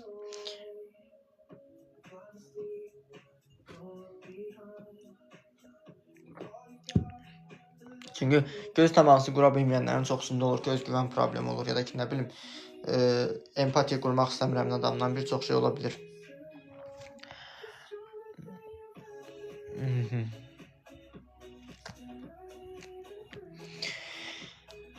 Deyir, yəni çox soyuqdular, çəkinirlər, sanki problem məndədir. Problem sənədir, problem onlardadır. Göz təması qurmamaqları sizi nəyə görə dəyərsiz hiss etdirir ki? Ona qayıdıb baxmalısınız. Çox ərköyünlük psixoloji pozuntuya yol açır, doktor. Ərköyünlük deyəndə nəyə nəzərdə tutursunuz ki? Əslində valideyn uşaqlığında görmədiyi şeyi uşağına eləyir. Sonra uşağı deyir ki, mən bunu uşaqlıqda görməmişəm. Bizim vaxtımızda belə şey olmayıb. İndi sən qudurtmuşam deyir. Amma ki, problem valideyndədir. Yəni ki, valideyn özü görmədiyi şeyi, özü görməyəndə uşağını öz keçmişinə sığal çəkməyə naminə qayıdıb uşağın elədiyi yaxşılığı uşağın başına qalxır ki, ərköyün böyüyüb. Amma o demək deyil ki, mən çəkdiyim əziyyəti mənim uşağım da çəkməlidir. Yəni o çox anormal bir yanaşmadır ki, yəni necə deyim, narsist valideynlərin elədiyi şeydir. Deyir, ünsiyyət qurmaq istəyirəm, hamı qaçır məndən. Çünki sən ola bilər özvü olduğun kimi qəbul etmirsən, yəni bir yerdə özvü doğru təqdim eləməyə bacarmırsan. Sən özün də özündən qaçırsan. Uşağa aşırı qayğı. Uşağa aşırı qayğı yox, uşağa sevgi lazımdır. Yəni qayğı ilə sevgi eyni şey deyil. Yəni ananın uşağının bayıra çıxanda əynini qalın giyməyi uşağı sevdiyinə görə deyil, uşağın xəstələnməyini istəmədiyinə görədir. Yəni deyirlər ki, uşağı sevdiyinə görə xəstələnməyini istəmirdi, yox sevdiyinə görə istəmir. Özü sabahsı gün qızdırmalı uşaq çəkmək istəmir evin içində ona görə. Yəni Alman valideynlərini, Yahudi analarını müşahidə etsəz, onlar bayırda belə uşaqları palçıqda belə oynayırlar, paltarlarını batırırlar, analar işini eləmir onlar. Yəni o anda uşaq duyğusunu yaşayır, yəni uşağın duyğusunu yaşamağa icazə verir. Amma bizdə olanda yerə yıxılan uşağı, palçığı yıxılan uşağı bir dənə palçığı başına soxub çıxardırlar. Yəni anormallıq ordadır. Yıxılana balta vurulur bizdə. Yıxılana da yəni əl tutulmur, balta verilir. Baltanın ucu ilə vururlar. Sevgi realda var, yoxsa keçici həvəsdir?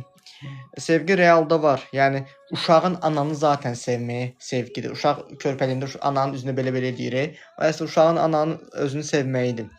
Yəni ki, uşaq ananı şərtsiz sevir, amma ana tam sağlam olmursa, uşağını bir yerdə şərtli sevir ki, keçən səfər biri girib yazıb ki, ondan soruşun olmuşdu elə ki, sən nə edirsən, nə eləmirsən, ondan soruşmuşlar ki, aynı səsdir. Biri girib yazıb ki, hər bir deyir, insanın deyir, borcudur valideyninə baxmaq. Niyə? Niyə borcudur ki? Sən niyə görə öz evində kirayə ödəmək istəyirsən ki, öz evində aldığın nəfəsə görə kirayə ödəmək istəyirsən ki? Sənin anan zaten səni doğanda ana olmaq mənfəəti olduğuna görə onu ora səni dünyaya gətirib. Yəni buna görə sənə minnət qoymalı deyil və plus Azərbaycan valideynləri deyirlər axı, səni özüm üçün doğmuşam ki, yaşlananda mənə baxasan.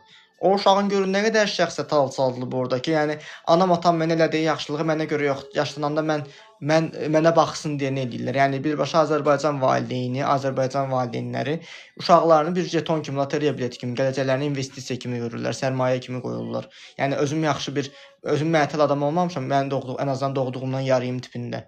Və sizi inandıra bilərəm ki, Azərbaycandakı valideynlərin çoxsu uşaqlarının aldıqları təhsili, aldıqları diplomu belə uşaqlarına görə almırlar, öz adlarına görə, şan şöhrətə görə alırlar ki, bilirsən nə var, mənim doğduğum falan universitetdə oxuyur, nə bilim, mənim belimdən gələn falan yerdə oxuyur, göstərməkdən ötürü. Yəni ki, mənim özüm demək istəyir ki, mənim özüm bir adam olmamışam, mən özümü sevmirəm, ona görə öz uşağımla özümü şey deyirəm, fəxrlətdirməyə çalışıram, özünü cəmiyyətə sübut eləməyə çalışır. Söhbət ondan irəli gəlir. Mən yazdım, sizə cavab verərsiniz, ancaq danışaq. Mən sizə çox güvənirəm nəsə. Özümü borclu sayıram. Valideynlərə özünüzü borclu saymalı deyilsiniz. Yəni ki, valideynlər çünki sizi borclu hiss etdiriblər və bizim özümüzü sevməyə valideynlər bizə egoistlik kimi yükləyiblər. Yəni mən birinci özümü düşünürəm, sonra digərlərini düşünürəm. Yəni sizi inandıra bilərəm ki, mən bayram günü heç bir qohumlarıma təbrik yazmadım, heç kimə təbrik yazmadım, içimdən gəlmədi. Yəni görürlərsə belə eşitsinlər, özləri bilərlər. Bilirsən nədən gedirsə, o insan özünün içindən gəlməlidir ki, mən onu eləmək istəyirəmsə eləyirəm, eləmək istəmirəmsə eləmirəm. Yəni ki, belə baxanda mən eləyəndə var idilər, mən eləməyəndə yoxdular. Heç olmasınlar, lazım da deyil. Söhbət ondan gedir. Demək ki, mən onlara saydığım qədər mənim qohumum uymuşlar. Söhbət ondan gedir. Deyir, iradəsizlik nədən ola bilər bir insanda? İradəsizlik nədən ola bilər? Bacara bilmərəm qorxusudur. Bacara bilməyəcəyindən qorxusun, özgüvənsizlikdir. Ona görə qaynaqlanır.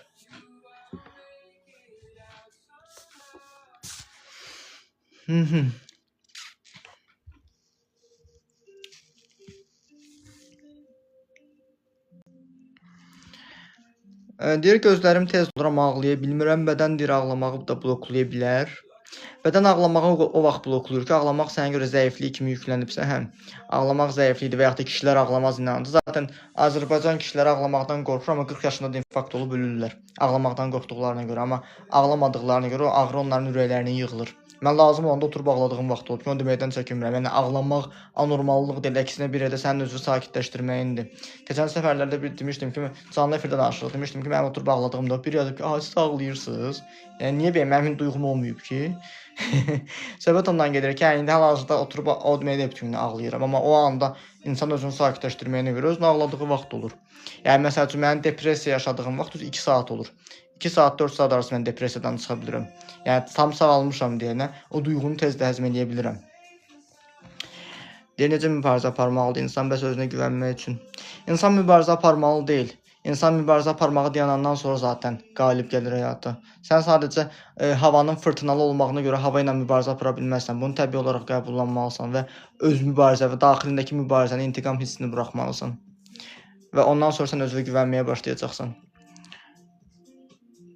Çünki sən hər mübarizə apardıqca, hər axına qarşı müqavimət göstərdikcə o axında savrulursan, onun içində savrulub gedirsən. Amma onu axarına buraxdıqca, yəni rahatlıqla yaşaya bilirsən. O məşhur aktyor var, Buğra Gürsoy deyir, problemləri deyir, problem etmədiyimiz sürəcə problem də deyir yoxdur. Yəni elə qəşəng sevirəm ki, o sözü. Düzdür ki, bəzi insanlara görə o söz yenə də günəşi başqa cür başa düşürlər oradakı.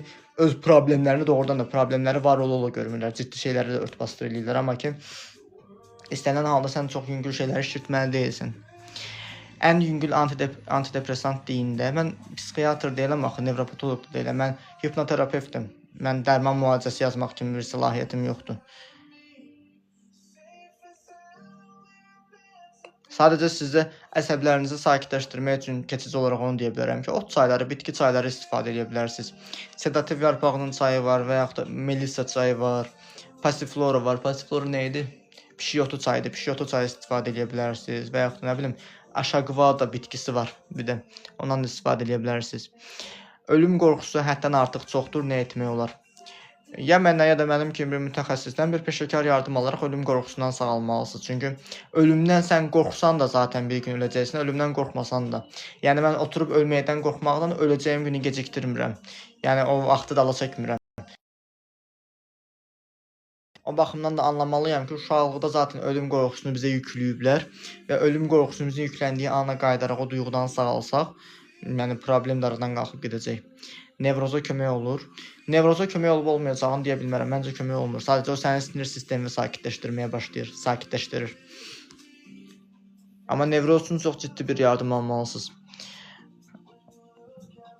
Bizdə uşaq doktoru 10 yaş var, telefona baxmasa çox hərəkət edir, səs salır evdə. Arada telefon vermiyorlar uşağa. Uşağa telefon vermək zaten sizin sağlam valideyn olmadığınızın göstəricisidir ki, siz uşaqla əylənə bilmirsən. Uşaqlar əylənmək istəyirlər. Və sən uşağa hər dəfə telefon verdikcə uşaq gedib özünə qapanacaq. Sonra uşağın 17-18 yaşına çatanda deyəcəksən ki, mənim uşağım özünə qapanıb deyəcəksən. Amma halbuki uşağı özünə qapandıran da sən olursun orada. O səninlə vaxt keçirmək istəyir, uşaqlığını yaşamaq istəyir. Nəzərə almalısan ki, sənin uşağınla belə deyək də, belə necə bir izah edeyim ki, siz onu başa düşəsiniz. Dünyaya mən də ilk dəfə gəlmişəm. Dünyada mən ilk dəfə də atalıq təcrübəmi yaşayıram, hə deyək. Mən ata olanda mənim uşağım da mənim gözümün qabağında ilk dəfə uşaqlığını yaşayır. Yəni o duyğu çox möhtəşəm bir duyğu ikən niyə onu uşağınıza yaşamağa icazə vermirsiniz ki? Yəni bu baxımdan da hər bir anın özü dəyərlidir. Keçən səfər bir TikTokda bir şey oxumuşdum. Deyir 80 yaşlı bir qadının yazdığı bir məktub idi. Ona baxanda biraz düzdür. Uşaqlıq şeyinə görə mən məsələn çox şey kövrətmirəm, amma o biraz məni kövrətdi. Deyir ki, şeydir.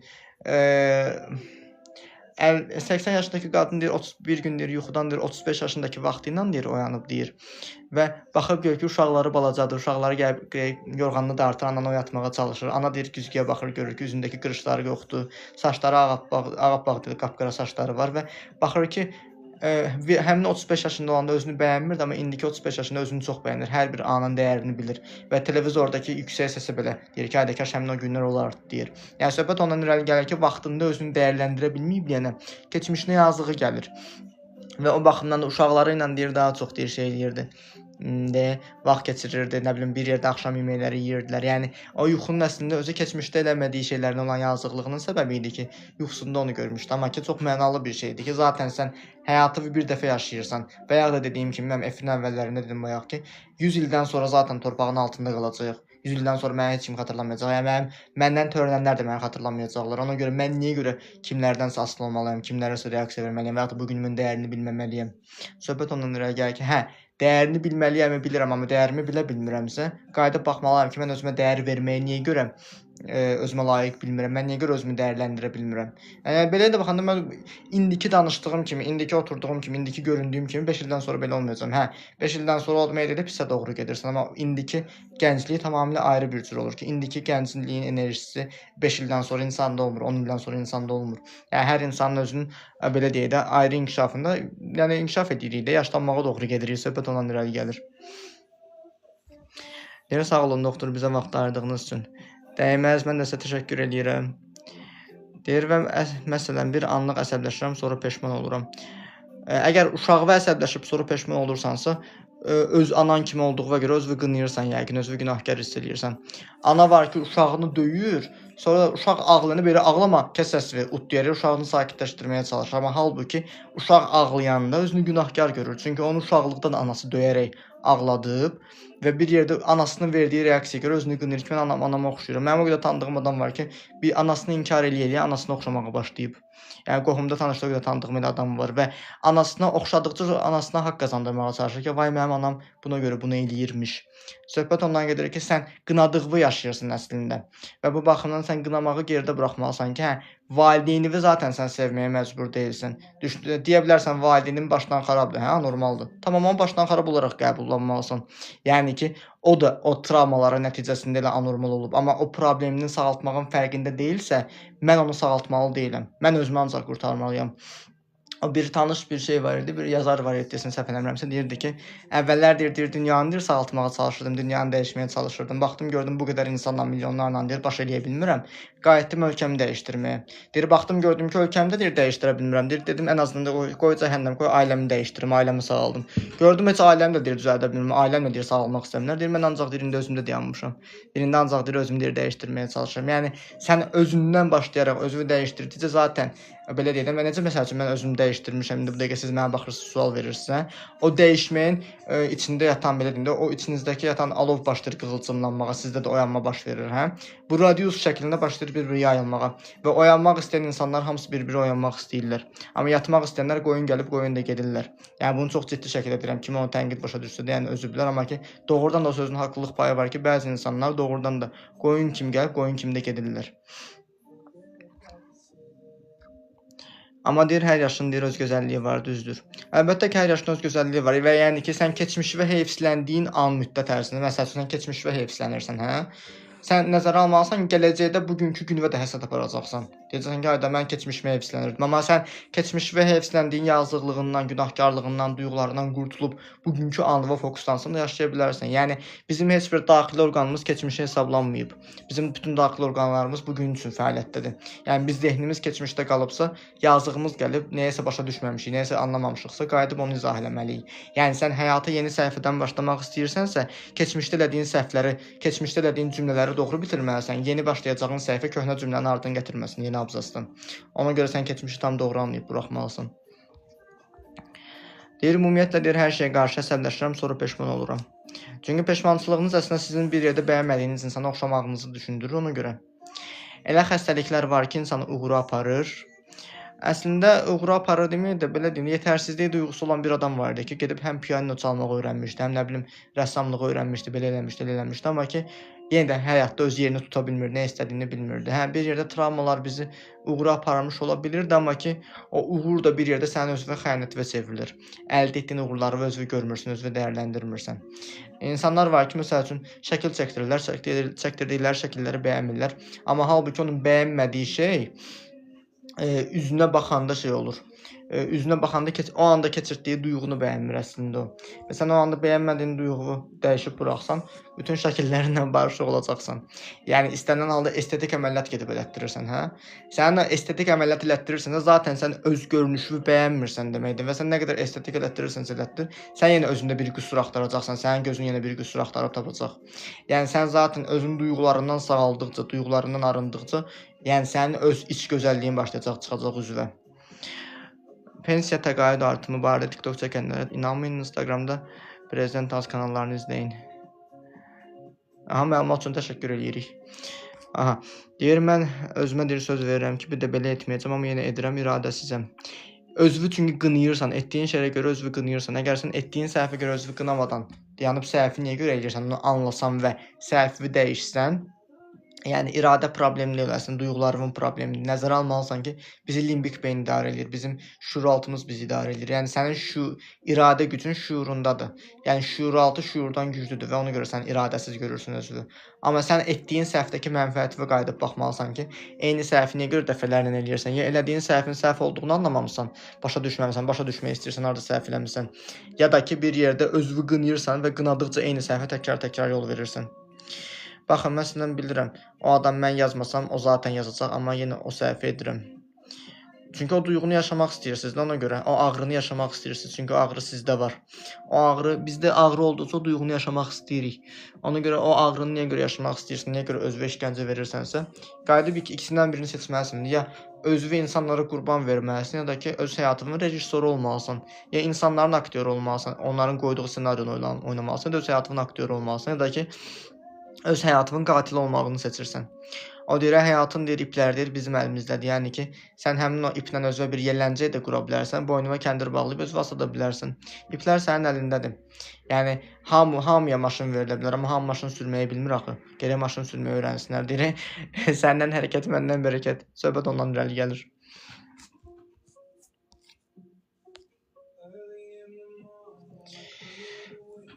Belə. Neysə, canlı efiri sonlandırım. Neysə, çox maraqlı bir, hərarətli bir efir keçdi. Sizə də təşəkkür edirəm. Çox sağ olun. 1 saat 31 dəqiqə bağlayayım. Sonra da seansım olacaq. Biraz özümə istirahət verim. Deyir, biraz çox da açdım. Aha. Neysə. Deyir, çox sağ olun. Dəyməz. Təşəkkür edirəm mən də sizə. Hələlik, ümid edirəm növbəti efirdə inşallah yenidən sizlərlə görüşərik. Hələlik, gecəniz xeyrə qalsın.